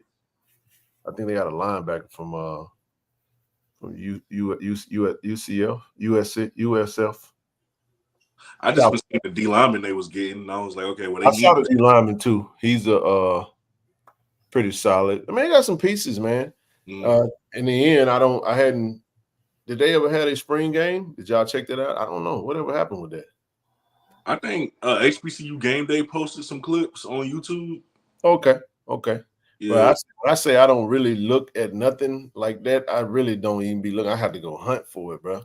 My algorithm is full of Kendrick and Drake battles and reaction videos. And I was head deep in that. And I was trying to tell folks, like, even with that, like, I was looking at it through the Kendrick lens. Like, this is my point. I don't give a damn who anybody feel that lost. I was just happy to get Kendrick songs. It's like you being a J. Cole fan. And if J. Cole I told you Kendrick Lamar was the hip-hop version of Maxwell to me. And I love Maxwell, but he put out an album every 4 years, 3 years or whatever. But I was like, I'm just happy to get tracks, man. You know what I'm saying? And we all know Kendrick won, though. It don't matter. Can I say something? Go ahead. Sure. Who the real winner is here Fans. J. Cole. Because Well, J. Cole, folks, that J. dude. Cole said, I don't want none of this. Well, I think it was deeper than that. They were saying he got a call. It was like, hey, bro, bag out. And he was like, okay. Schoolboy Q advised him. And J. Cole, so that's why J. Cole played the long game. And here's why it's so smart. Thank you. Long game. That's the word. Here's why it's so smart for what he did. I always felt like, even before I knew of a phone call, I was like, folks gonna look back at this because I'm never gonna piss on a dude. I understand the career path that he chose with hip hop and how it's a competitive sport. I never really will talk down on a man that choosing to go in a spiritual take the high road space. Hey man, if you ain't never had to sleep with a bad mind and a bad conscience, then you ain't gonna understand why a brother come out and be like, look, man, I can't sleep with this shit because it don't sit right with my spirit. Hey, I gotta respect that. But let me say this. When he dropped, oh man, he gonna do record numbers. Yeah. Because people are gonna want this battle was cool, but it was a lot to digest. We got a lot. So I was listening to Gunna today, bro. I was like, I just wanted to hear something different. You see what I'm saying? And then when he dropped, I think everybody's gonna run to him and be like, I wonder is he gonna say. So all of Kendrick and Drake, not all, but most of Kendrick and Drake fans are gonna run to his album. So I think he's gonna have a record number, and I think he's gonna have a track talking about this moment. Of course he was looking. Yeah, he gonna tell his story, you know what I'm saying? He gonna join Lucas and mother, hey, look, man, I remember, I felt this type of way, but I knew it, and boom, I'm looking out, I'm seeing two of my friends going at each other. I don't really know. He gonna have a J. Cole response, and it's gonna be a classic track, and he gonna be back. Oh, I told y'all, and all Kobe and them, they're gonna be saying, well, he had already showed you that he could spar with him. He just wild out. He's still the GOAT. And they're gonna forget the apology. Trust me, they're gonna forget the apology. I didn't. Oh, I hated the apology, man. It's just the way time, I was like, damn, that's tough. But I just wanted Kendrick tracks. I'm not. I thought Kendrick did a phenomenal job. And I get people saying, they're folks lying. We don't know who lying. Exactly. We don't know them. I don't know them folks. I was talking to Zoe today. I said, bro, as much as I say I like Kendrick, if I run up on Kendrick over here in the West Coast, man, his security gonna put me in the full Nelson, bro. That dude don't know me. I ain't gonna lose no friendship over having a difference of opinion. Like, we have to stop acting like if you have a difference of opinion, that means that we're enemies now. No, I just see it differently. I'm a fan of this guy, and I thought he did a great job of expounding on why I don't really rock. I like Drake's music, but I'm not a fan like that because of he lost me with Sexy Red shit, man. I hate Sexy Red, bro. I'm sorry, dog. Y'all just, I'm gonna keep saying it. I don't know her, but I hate everything about her because I know what she's in place for, and I know what she's. I know I don't even care about the music. It's the programming of young brown girls, and I'm telling you, bro, that the effects of what she does. From his industry standpoint, I have to coach my kids away from around that stuff, man. Because it ain't just her. If we just gonna not just her, but she's got influence. She is a major influence. But what Ken is saying is just a negative influence. Hey, you heard what I just said, bro. I didn't say I don't like Sexy. I said I hate her. I'm gonna take that Kendrick bar. I hate the way that you walk, the way that you talk. I hate the way she posts, and I don't know her. I'm saying I hate the character that is Sexy Red. That's all I mean. Because I'm raising all black daughters, bro, and I'm telling you, I got on IG and she posted my partner sent me something. I think she posted. She was at the doctor trying to figure out why I stuff. I just was like, oh, I hate this bitch, bro. I'm sorry. Okay, take it back. I don't even mean it like I don't mean it like take it back. Take it back. I ain't taking nothing back. I mean that. I hate that, bro. Because it's like the only thing I'm saying take back is in a public platform. Let's not. I understand, man. I get what I get. If you I don't waste words and time on people. If you feel like I'm saying something I ain't saying, that's your problem. You know what did it for me though with her? It was the video of a country singer inviting her to a concert. I can't look at it. I saw it twerking at the country. You know what I'm saying? And I'm looking at it and I'm just like, I'm wondering if they really cheering with you. Let me say it this way. These the same people who said Beyonce ain't. You know what I'm saying? Let me say it this way. Let me take it back, Trent. I don't hate her. I hate the industry, bro. That's what I'm really saying. I hate the industry that is using her to create a terrible image for women that look like her. And I get it's fun. No, bro, it's deeper than that. It's deeper than that. I could expound on this. I just don't want to go down that rabbit hole, man.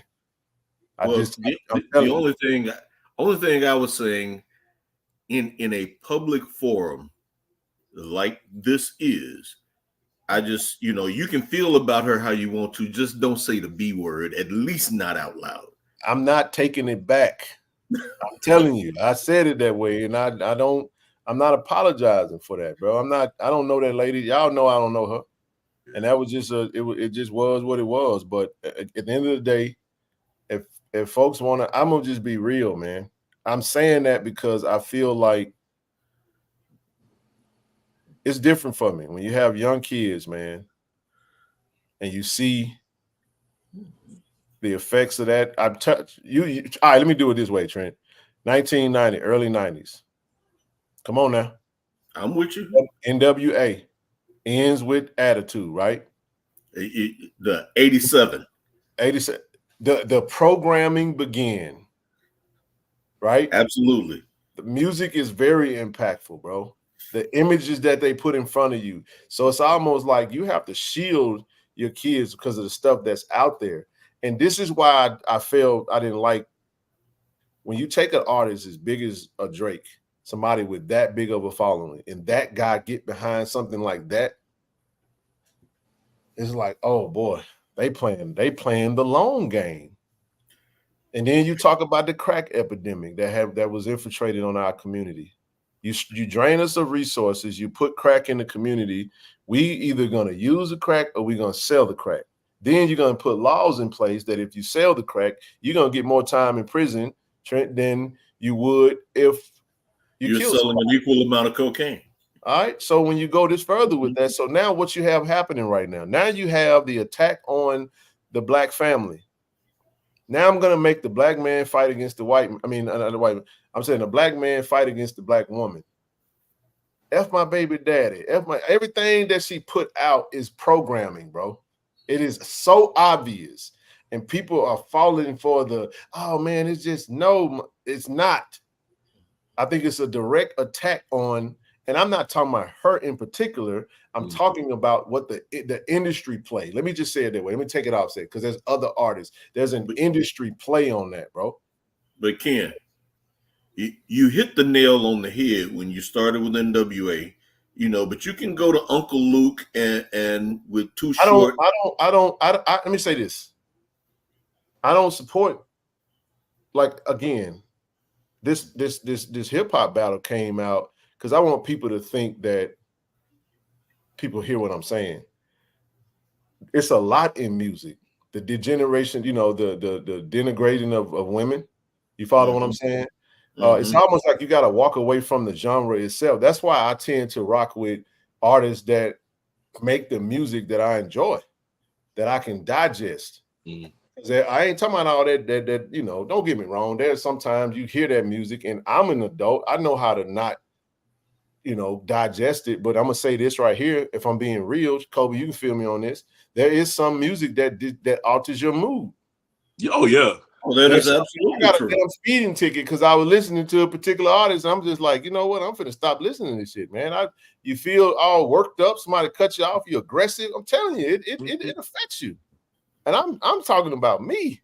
So what I'm saying is that there's nothing you can do about it except just try to shield your own away from it and teach them and educate them. So don't think, see, this is what happens when you have these conversations. People think that you're saying something you're not saying. I'm very, very thoughtful when I say what I say. And no, the TV and the radio don't raise my kids. I do, and their mother. You follow what I'm saying? So at the end of the day, all I'm saying is that part disgusts me. You can't have it both ways. You can't have it both. We can't have your cake and eat it too. She can do what she want to do. I don't know her. Follow me? I don't. But at the same time, I'm not even talking about her per se. So I had to clean that up. You're right. Take the B word back. It wasn't It ain't even that, man. It ain't, and I don't care if you want to stone me for it, cool. But what I'm trying to say is that we are in such a bad space that we'll sell ourselves out to a bad imagery just for a check and a bag and some fame, man. And it's just like I hate to see it, bro. Every time I see her, I just see the play. You know what I'm saying? So not just that, Ken, and everything you said going back to 87 is correct, but you also got to look at it deeper because this was my wheelhouse. These were my college years. I could have a 2-hour conversation on this. I'm just giving snippets. Keep going though.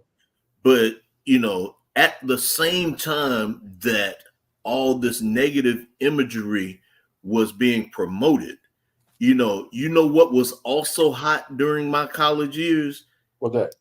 Public Enemy, X-Clan, a lot of Boogie Down Productions, Queen Latifah. There you a lot of Public positive rap, and all that got pushed to the back burner to the point where it was no longer marketable. But at the same time, all the negative continued to be pushed to the front burner. And you can say it's because sex sells, or you can say, it's because violence sells. But I agree with you, Ken, that a lot of this was intentional on the part of the industry. It was absolutely intentional, and it's worked. It's worked. It's still working. And I'm gonna leave it alone. I'm just saying I don't have to educate anybody on that. They see it for themselves already. I wasn't trying to go down that path. I'm saying that's why I don't like. And it ain't just her. I can name, and it ain't just female. So I don't want people to think that I'm pro female. Kobe can't wait to get a word in. Go ahead, bro. Nah, it's just you Boogie Down. That sounds familiar.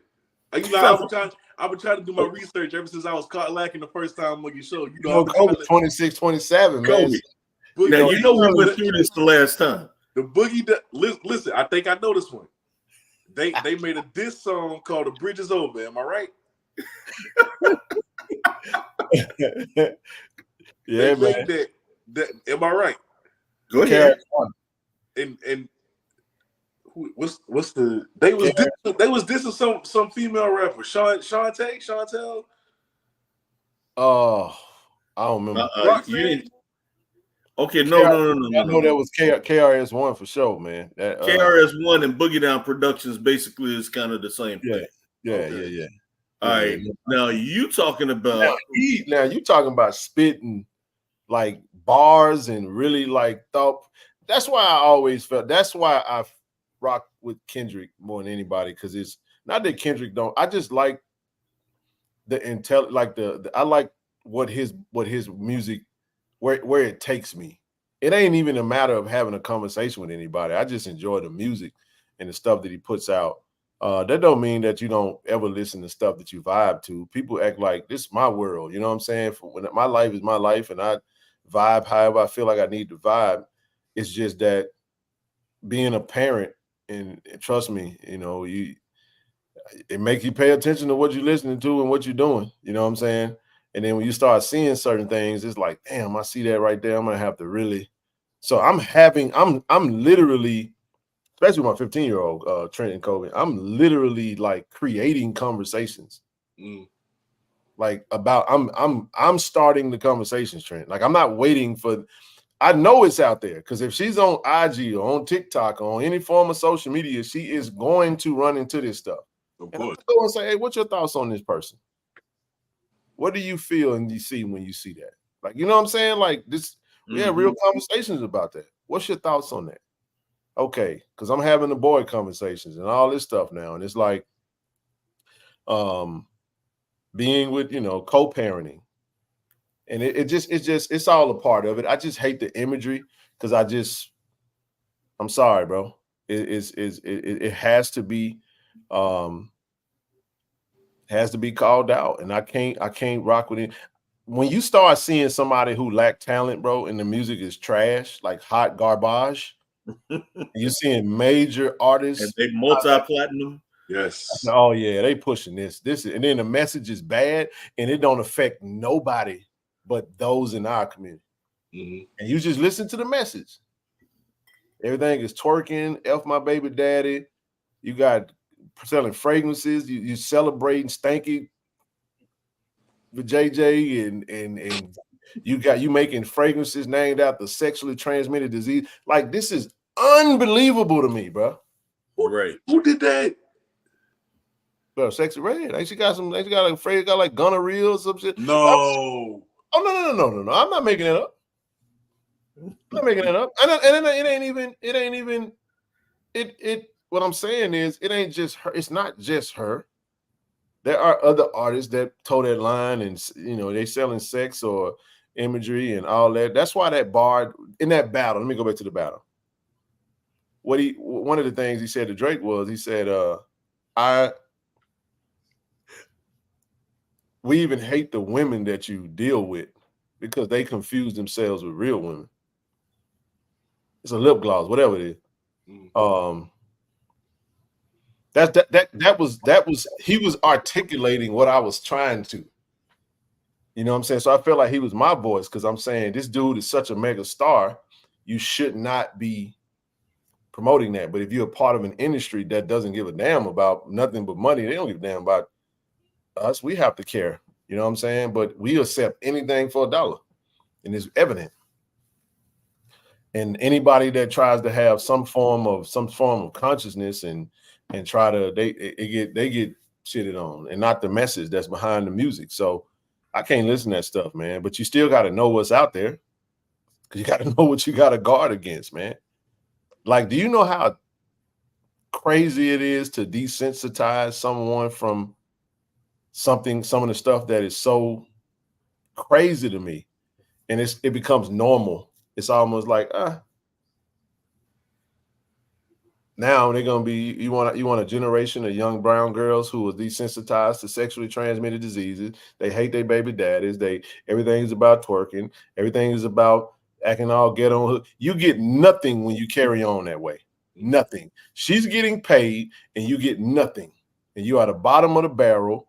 You follow what I'm saying? It's gonna lead to a generation of single parents who are gonna raise kids with no daddies and women that don't claim they don't need me, and it's just gonna continue to grow and grow and grow, because you never really see it.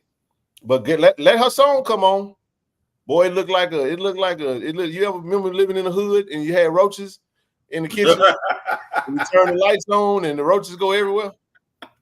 Remember that? I remember. I come from that. Here they come running to the dance floor. Anyway, it just looked like I'm serious. You got videos of girls on copper cars and all these lace front wigs with different colors. And I ain't attacking. I'm just telling y'all. I literally was in a place and I had this conversation with my sister.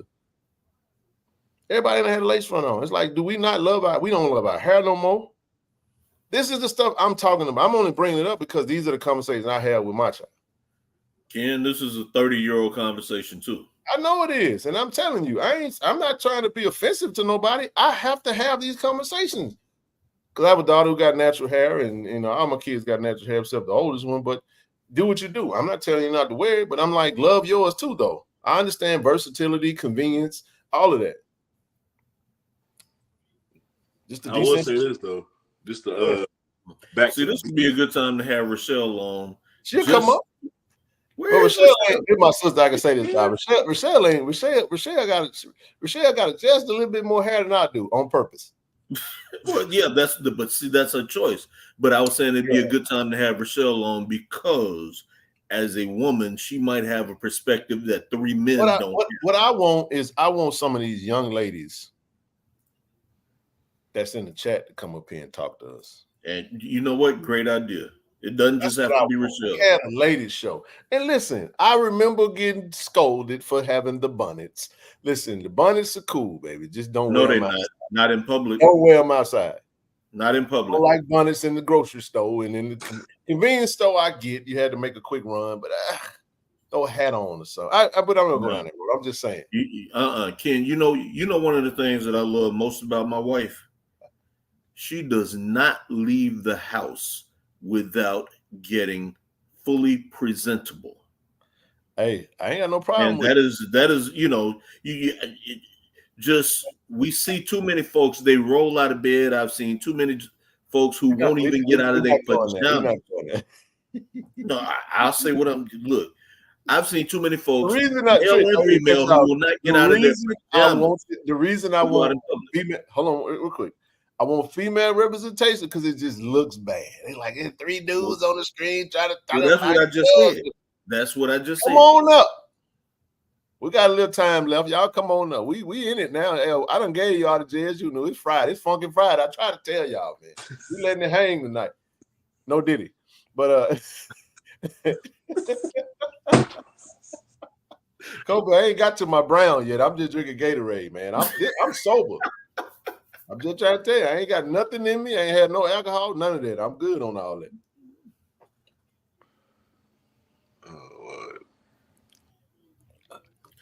Hey, no ladies want to participate in this. You do not have to be on camera. Because I understand it's late. Yeah, nobody from FAMU either, because y'all got some other problems y'all need to deal with.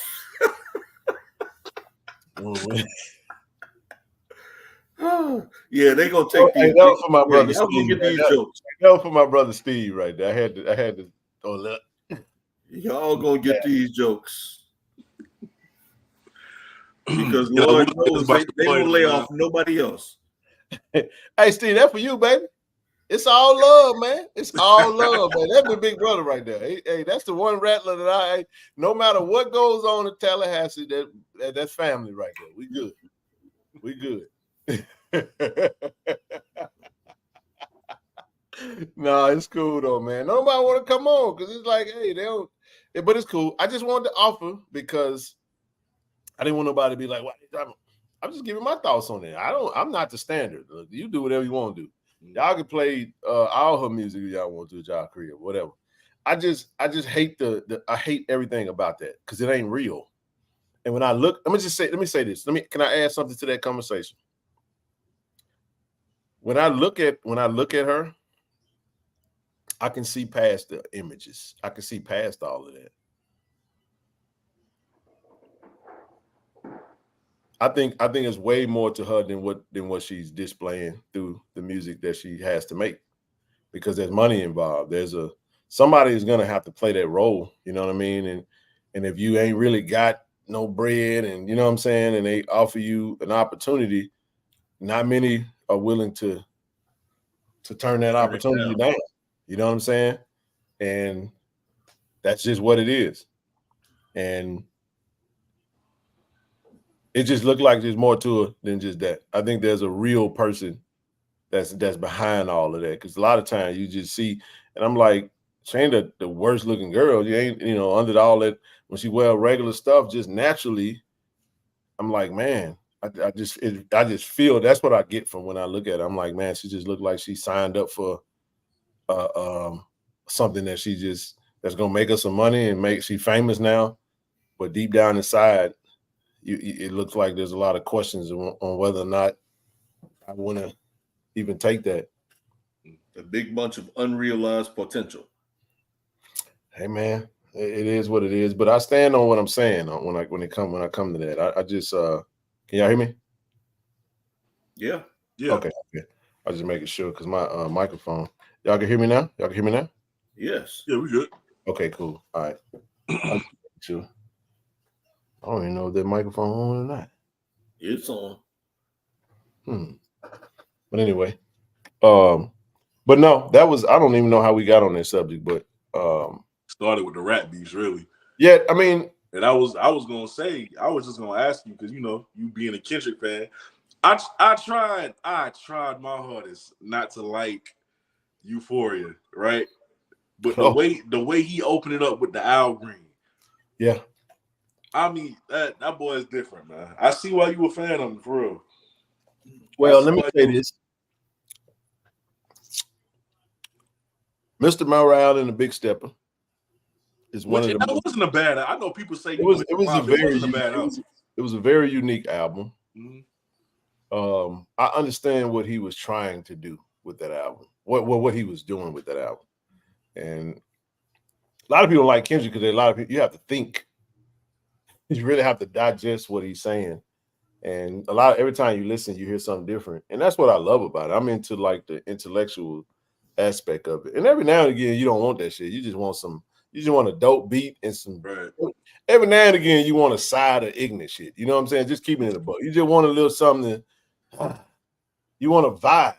So I understand that. You want to bop, you want to vibe. He gave us that with that Not Like Us. That's it. I'm telling you, they going ham on that over here on the west side, dog. It's I ain't BSing, bro. But I thought Drake's best track was Family Matters. Yeah. Family Matters was I went back and listened to that. I was like, I ain't even talking about I don't like all the gossipy stuff, bro, on either side.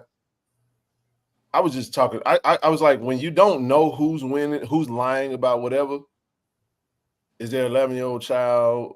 The pedo stuff was kind of, it was an obvious angle because it had been stuff out there about him, like an underage girl. But a lot of people don't understand Drake's from Canada. The age of consent in Canada is 16. That's the same as Mississippi. That's crazy. I'm just saying that it doesn't. Now I'm not saying that it makes it right or what have you look at it. That's something that's still creepy. You follow what I'm saying? So that was an obvious angle, but when you get to that was absolute horseshit for him to say he fed him the info. I think that was an internet theory, and I know he took that because I saw the theory long before he said it, and I was trying to figure out how he was gonna get out of it because I was like, bro, he got to respond, and it felt like he had him hogtied. He came with it, he delivered, and I was like, damn, that was smart. And he's like, yeah, man, I'm out. I was like, he played it perfectly. I was like, damn, this is actually pretty good for him to come back. But he got, in my opinion, he got his issue on the bars or whatnot. But that Family Matters though, bro. Push-ups was cool. Push-ups was cool. I don't even count that other thing that Taylor made. I couldn't listen to that. When I heard no. Yeah, when I heard that Tupac, I was like, nah, I'm good on this, bro. But that Family Matters though, the three different beats, I was like, yeah, that joke was spitting, bro, on that thing, man. I was like, but the problem with the Family Matters is he stepped on it like 30 minutes later, bro, and it was like, damn. That was the Jay Shaw, that was the biggest thing, the culture vulture and his ability to show that he wasn't playing, it wasn't colorism. People got to understand, like that wasn't colorism what he was doing. He was basically calling them fake. He said everything about you is fake. Like you have created an image of yourself from other artists you've been, and he successfully landed with that. So when you steal, you know how hard it is to steal the popular vote from Drake, bro? That was what I was like, damn, this dude here did his thing, bro. And whether we find out what's real or not, I count all of the allegations as false without proof. I'm not counting the daughter. I'm not counting the woman beating. It's all bad. You know what I'm saying? And even the pedo stuff. Like, I don't, you saw it out there. There's a video that's out there. That was an easy angle though. So, but bars and delivery and the moments and strategy. Yeah, Kendrick, he got him, bro. He got him. Don't mean that Drake ain't great, but he lost his battle. He lost that. He took a L on this one. He fought valiantly, though. I got to give it to him. He was out there swinging. He was out there swinging, man. I'm gonna say this. I have yet to speak to anyone. First of all, I'm gonna say I hadn't heard a single song from either one of them. I envy your ability to be unplugged. Well, just charge that to me. I got plenty of shit to do every day, but also I'm 55 and a lot of this is not exactly in my wheelhouse, but it's in the news, so I'm aware of it. Yeah. But I have yet to speak to a single person who's plugged into it who said that Drake came out on top. Nobody is saying that. Well, so only Drake fanboys on Twitter. Yeah, like they got some fans, and I gotta say this though. I'm not a Kendrick stan. I'm a Kendrick fan, and there's a difference. I don't feel like I need to tell you my opinion and like try to make you get my point.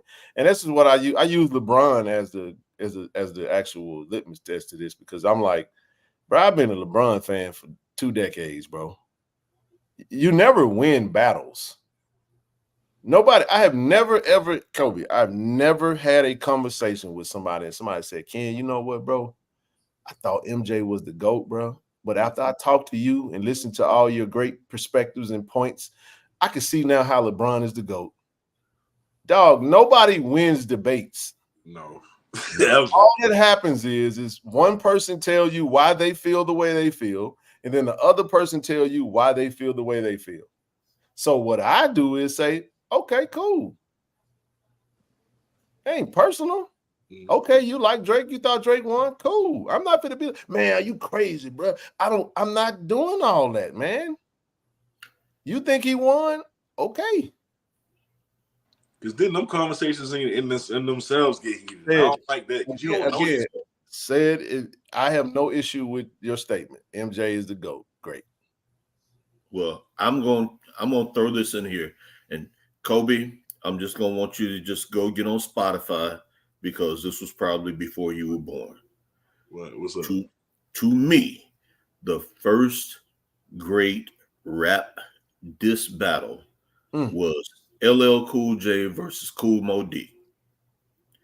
And as I said earlier, Kool Moe Dee won the battle, LL won the war because LL had a longer, more fruitful career. But in that moment, LL had to take them. He took them bees. He had bees dropped on him. Hey, did you see the recent freestyle with LL with Sway? Yeah, he just dropped the freestyle recently, and he still. I'm gonna go to Spotify as soon as you need to go to this podcast is over. You need to go to YouTube. Go to YouTube. LL Cool J Sway in the morning, and just check that out. All right, I'm gonna do that. That was good, man. He kind of told his story. That was dope, man. When you got it, you got it. I just think that I saw somebody say something, and Rusty just made a great comment. Yeah, that Meet the Grams was diabolical, bro. That shit was so dark. I felt bad when I was like, ooh. That is what I would have had to fight him. Like we gotta meet after that. That was disrespectful. Oh, you can't say that when you say, bro, you know how this is, but this is what I gotta say. And we're here now. I'm sorry. We're here. We got 15 minutes. We gave everybody a chance to come over and talk. Listen. Not for real. I'm just saying it was just so savage. Like, dang. But listen, but he said the man, bro, you know how this is what I thought this is what I thought the angles were bad. And this, y'all may not like what I'm about to say.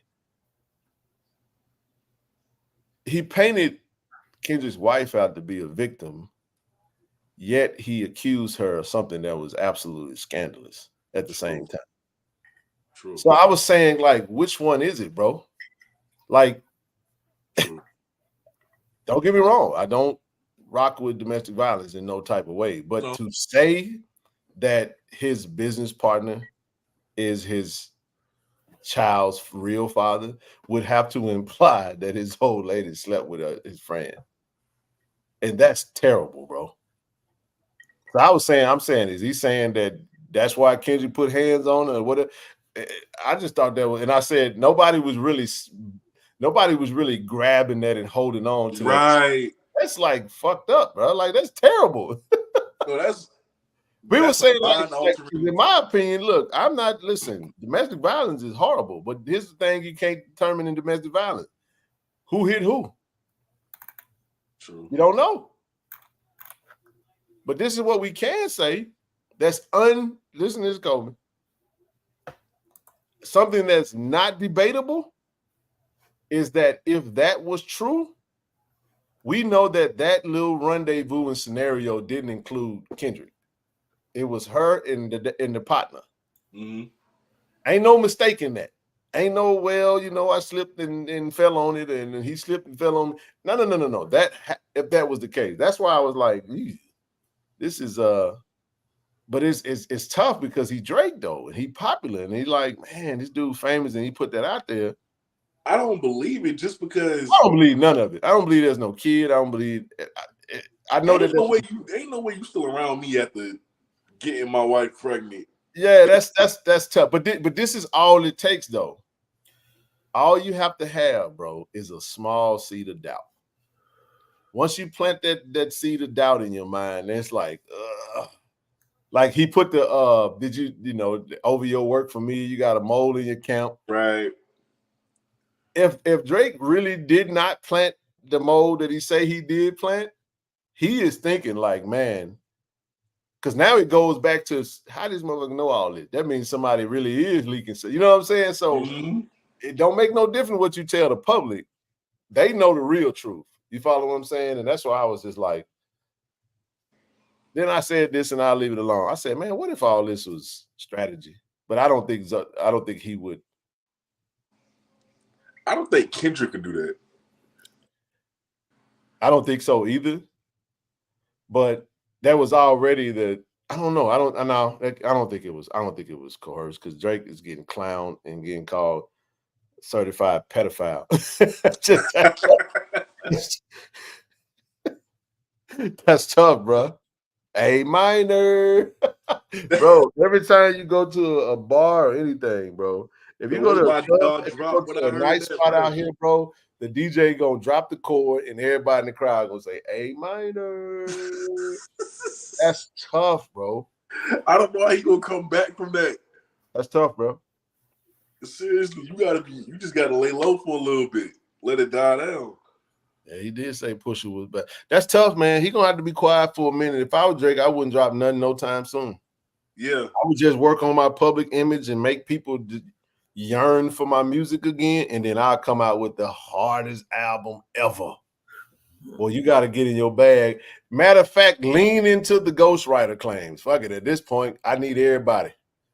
At this point, you might well just go all in, you know. But nah, I don't know, man. I kind of got over it. I was like, at this point, I don't want this no more. This is just getting a little too, you know, I don't want no parts of that no more. I just kind of wanted to move on. That's why I was listening to other stuff because I was like, yeah, I kind of got exhausted with it. But I'm still rocking that day. Not Like Us. I was working out to Euphoria and Not Like Us yesterday. So you're going to have to get that, you know, whatever. But the only thing I felt like that you can go back to with Drake was Family Matters. Family Matters is a good track, bro. It is a good track. Some of his best work in a while. It's some of his best work in a while. That he was sliding on that thing, bro. So, but Kendrick dropping an album next month, from what they're saying, that's gonna be great. I think he's gonna have the best sales ever. You know, so we'll see what happens, man. I thought it's done. That's crazy. No, they say he got an album coming. I'm looking forward to that. I'm excited about that. When is J. Cole dropping?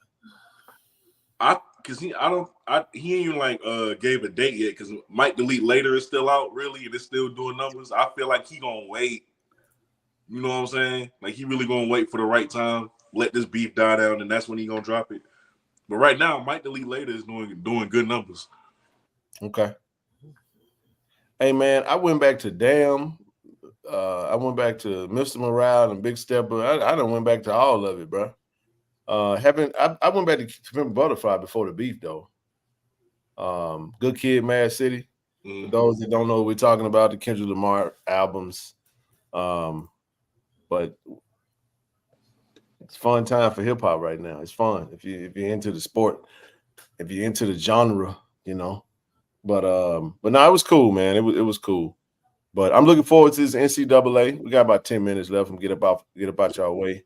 I am looking forward to that though, Kobe. I do. So somebody said something about the FCS will be in the game, bro, before the season start. I'm like, that's fun. That's interesting.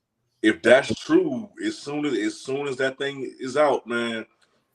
HBCU, so do you know the exact release date? No, they just I think they just gave a month. Like they didn't give a date. All right, y'all. I'm fixing to drop out. Can somebody drop that link for Coach Mo? I couldn't find it, Brother C. Lee. I had to go back and. All right, Brother Trent. Appreciate you coming up. Sure thing. Right, Greg, hey, what's up, man? You ain't missed nothing, man. We did a little bit of talking about a few little things, man. But yeah, don't forget, you guys, real quick, Cole. 1 sec. Next Wednesday, man, we're gonna have Coach Margaret Richards on. She's gonna come on. I really enjoyed the interview with her and Rob J. Looking forward to seeing her do her thing, man. She already done hit the ground running on recruiting. I think she's gonna do well, man. I really do. I really do. I think she's gonna do well. She's gonna do better than what people think, bro. Yeah, but, I don't expect no fall off, nothing like that. She looks like she's more than capable of maintaining the success for the program. Yeah, man. Yeah. One thing I do want to mention before we get about this joint, 2 million views, man. Come on, man. Hey, bro. Yes, sir. Man, shout out to everybody who's tuned into the channel. Hey, man, you know this. It's not this YouTube game ain't easy, brother. Yeah. It ain't easy, man, but it's definitely it's a grind, man. So I appreciate everybody who supported us, man. We hit that yesterday. A little bit over it already, but vidIQ tend to be behind a little bit, but we're gonna celebrate it to say the least. We're trying to get to 6,000 subs, man. We still got about a little over 100, 150-ish, 140 something to go. So tell a friend to come to the channel. Again, I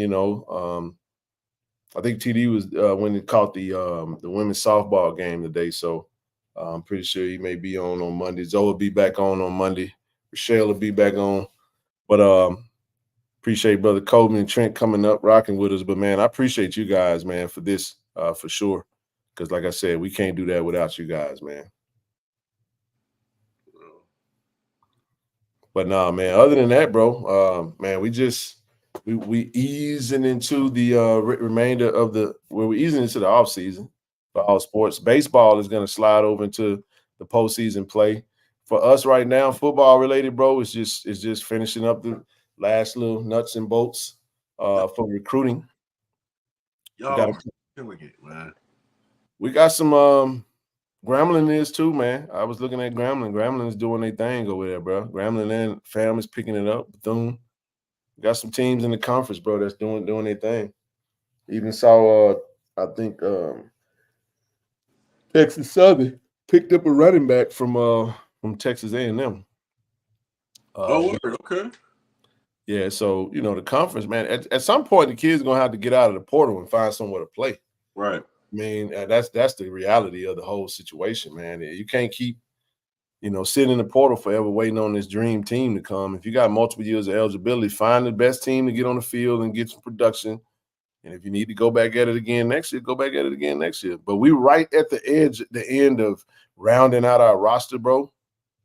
Love the conversation I had with Coach today. Very intentional about how they're building it. They like I said, we want to beat ULM, bro. That's the goal. I think I have a really good shot of doing it. Looking at ULM and what they lost and what kind of team they're looking like they're gonna be next season. Y'all have a really good chance of doing so. Yep. They are in the midst of a complete rebuild themselves. A lot of JUCO kids came over. A lot of kids from New Mexico too, I think, right? New Mexico State and New Mexico Yeah. I haven't seen like the quarterback yet though. The starter graduated. I know that.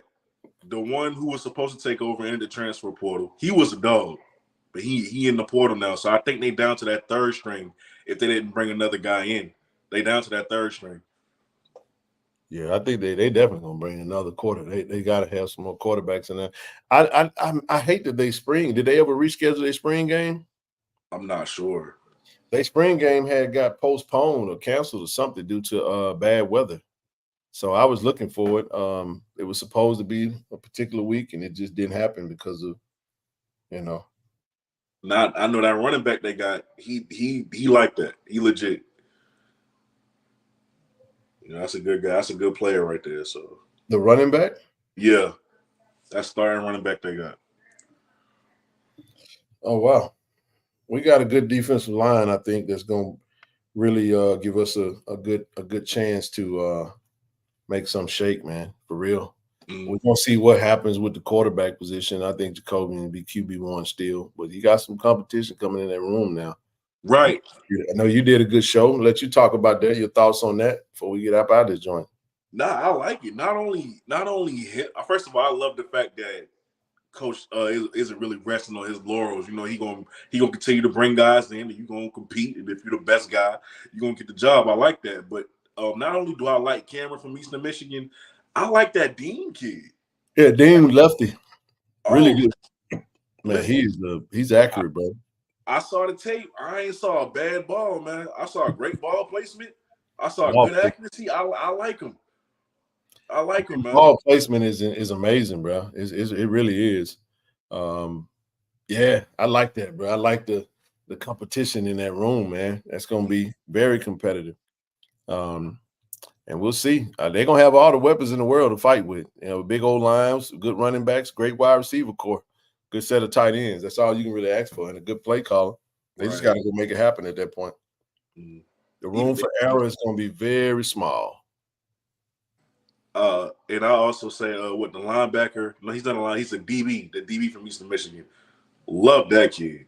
Yeah, Cameron. Was it Cameron Smith? I think Smith is his last name.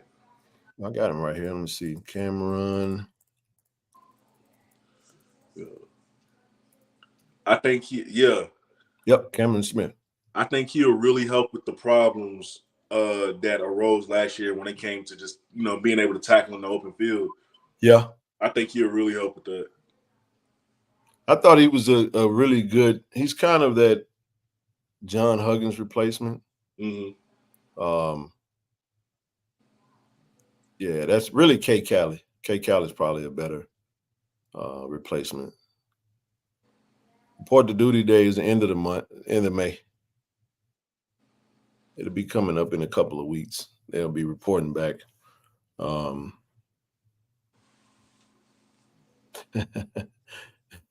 are you talking about in the chat? But yeah, man, I like Bruno. Good size, man, coming over from Coffeyville, 6'8", 315, 320. Left tackle, bro. Really good feet, good mobility. Like a basketball player out there, bro. Honestly. Oh, seriously. His feet really is underrated. I like him. Yeah. Anthony Cunningham,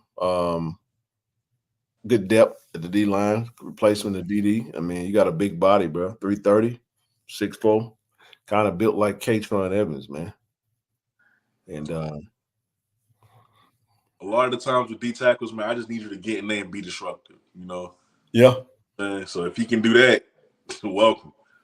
Absolutely. Brian Moss, a little shocker from a running back position, but another stout running back, built like Savion in a sense.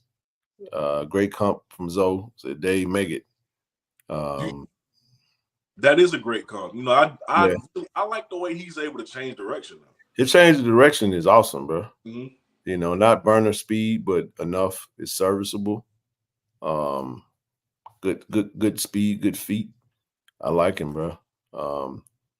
This kid is gonna be a wild card, bro. He's a freakish athlete. Gonna be a great baseball player, right? And he's played the quarterback positions at FBS level, just like Jacoby. 3 years of eligibility, but really good runner of the ball, man. Really good runner, very athletic. He's a very dynamic runner. I just like when I saw the tape that he provided.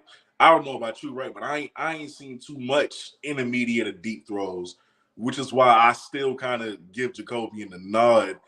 Yep. You know, just because I'm not gonna see the competition play out. It's just in my head, you know. That's I'm still. Well, I didn't see it either. I didn't see it either. You ain't by yourself. I was like, okay, not that he can't, but I didn't see it. Right. I haven't seen it yet. But if he can go toe to toe as far as throwing the ball further downfield, man, he could take that thing from Jacoby. Who knows? If Jacoby ain't let anybody take anything from him, then that's gonna be on him. I still got him as QB1 though. Mm-hmm. I like the push, but he should be able to get out there and build on what he did last year. Right. John Brown Jr. from McNeese and Dalen Bright from Portland State. Solid safety. I think he can play some nickel. And John Brown is just a weapon on the D-line. He can move around outside, inside. Kind of that 6 feet. 6 feet 260. Good mobility. A 6 feet 260 D lineman. Yeah, he was disruptive. He played in the middle at Mississippi Gulf Coast. Okay, so that means he more of like a speed guy, right? Like yeah, he kind of like your Robert Mathis style. You know what I'm saying? Yeah. Well, not that he Robert Mathis though. He just of that same style. Body frames undersized with a high motor. I love it. Shit, they can be disruptive too. There's more than one way to get to a quarterback. 100%. And then last two, I like Michael Sherry as a cornerback. I think he's coming in with the great opportunity to be a starter, day one starter for a 6'3", 6'3" cornerback, man. Well, I love it on the cornerback anytime. Love that size. Played opposite of Dorian, kid that just got drafted this year. What was his name? Terrion Arnold. Right. From Toledo. Went first round, cornerback. I like that, man. Okay, so he got some knowledge. He got some experience. He was by a guy who, okay. Yeah, that's got a chance. Just got to get out there and do it, man. Go out there and do his thing. So that's pretty much where we at right now. We got a couple more pieces probably going to be added over the next week or so. We'll see what happens, man. I like it, man. Real good job. I like it, man. We got to go now. Like I said, I got to see all the intangibles and see it all come together. I believe it will. I think we'll be ready to play in a couple months, man. A few months, rather. Let me see. June, July, August. We got about a little over 3 months left, bro. I can't wait to see it back. This is a really good year for y'all to get back to Atlanta. We need to, man. Still got to go through the champs, man, and a lot of people talking about Alabama State, Bethune-Cookman. I think the East is going to be tougher, but we're going to be tougher as well. I think what works for y'all is bringing back all those guys, that experience. It's just going to help y'all a lot, especially on that offensive line too. Yeah, I like the changes in the staff. Good offensive line coach, good defensive coaching staff. I think I can't wait to see them get after it, man. We got a lot of kids that's coming that's going to be there. There's going to be a lot of kids at practice, bro. A lot. And we'll see. We'll see who rise. The cream always rise to the top, man. We'll see how they go, though. Right. We're going to see. But, brother, appreciate you, man, as always, pulling up on us. I'm going to go ahead and get ready to close this joint out, man. Yes, sir. Hey, man, thank you for letting me come on. My dog is always fun with you. Man, anytime, bro. Anytime, bro. I appreciate it, man. Standing in the gap with me. It was definitely a great day to be a Tiger. Our women won the SWAC championship. Man, we proud of them ladies, man. Yeah, bro. We ecstatic. They did their thing, man. So we dancing, bro. Selection Sunday coming up this Sunday. Find out where we're gonna go play at, bro. We're gonna go do the damn thing. Let's go. There you go, man. All right, brother. Tiger Nation, we appreciate y'all, man. Appreciate you for always tuning in. Kobe, appreciate you for pulling up. Before we get out of this thing, got a quick word from my sponsor, and then we'll close it out, man. See you on the other side, bro. All right, bro. Peace out. ShotRx is bringing healthcare to you. With our mobile health team, we can come to your school, church, or business to take care of you. We offer childhood immunizations, COVID and flu vaccinations, physicals, and much more. Don't put your health off. Welcome to Care and Compassion. Welcome to ShotRx.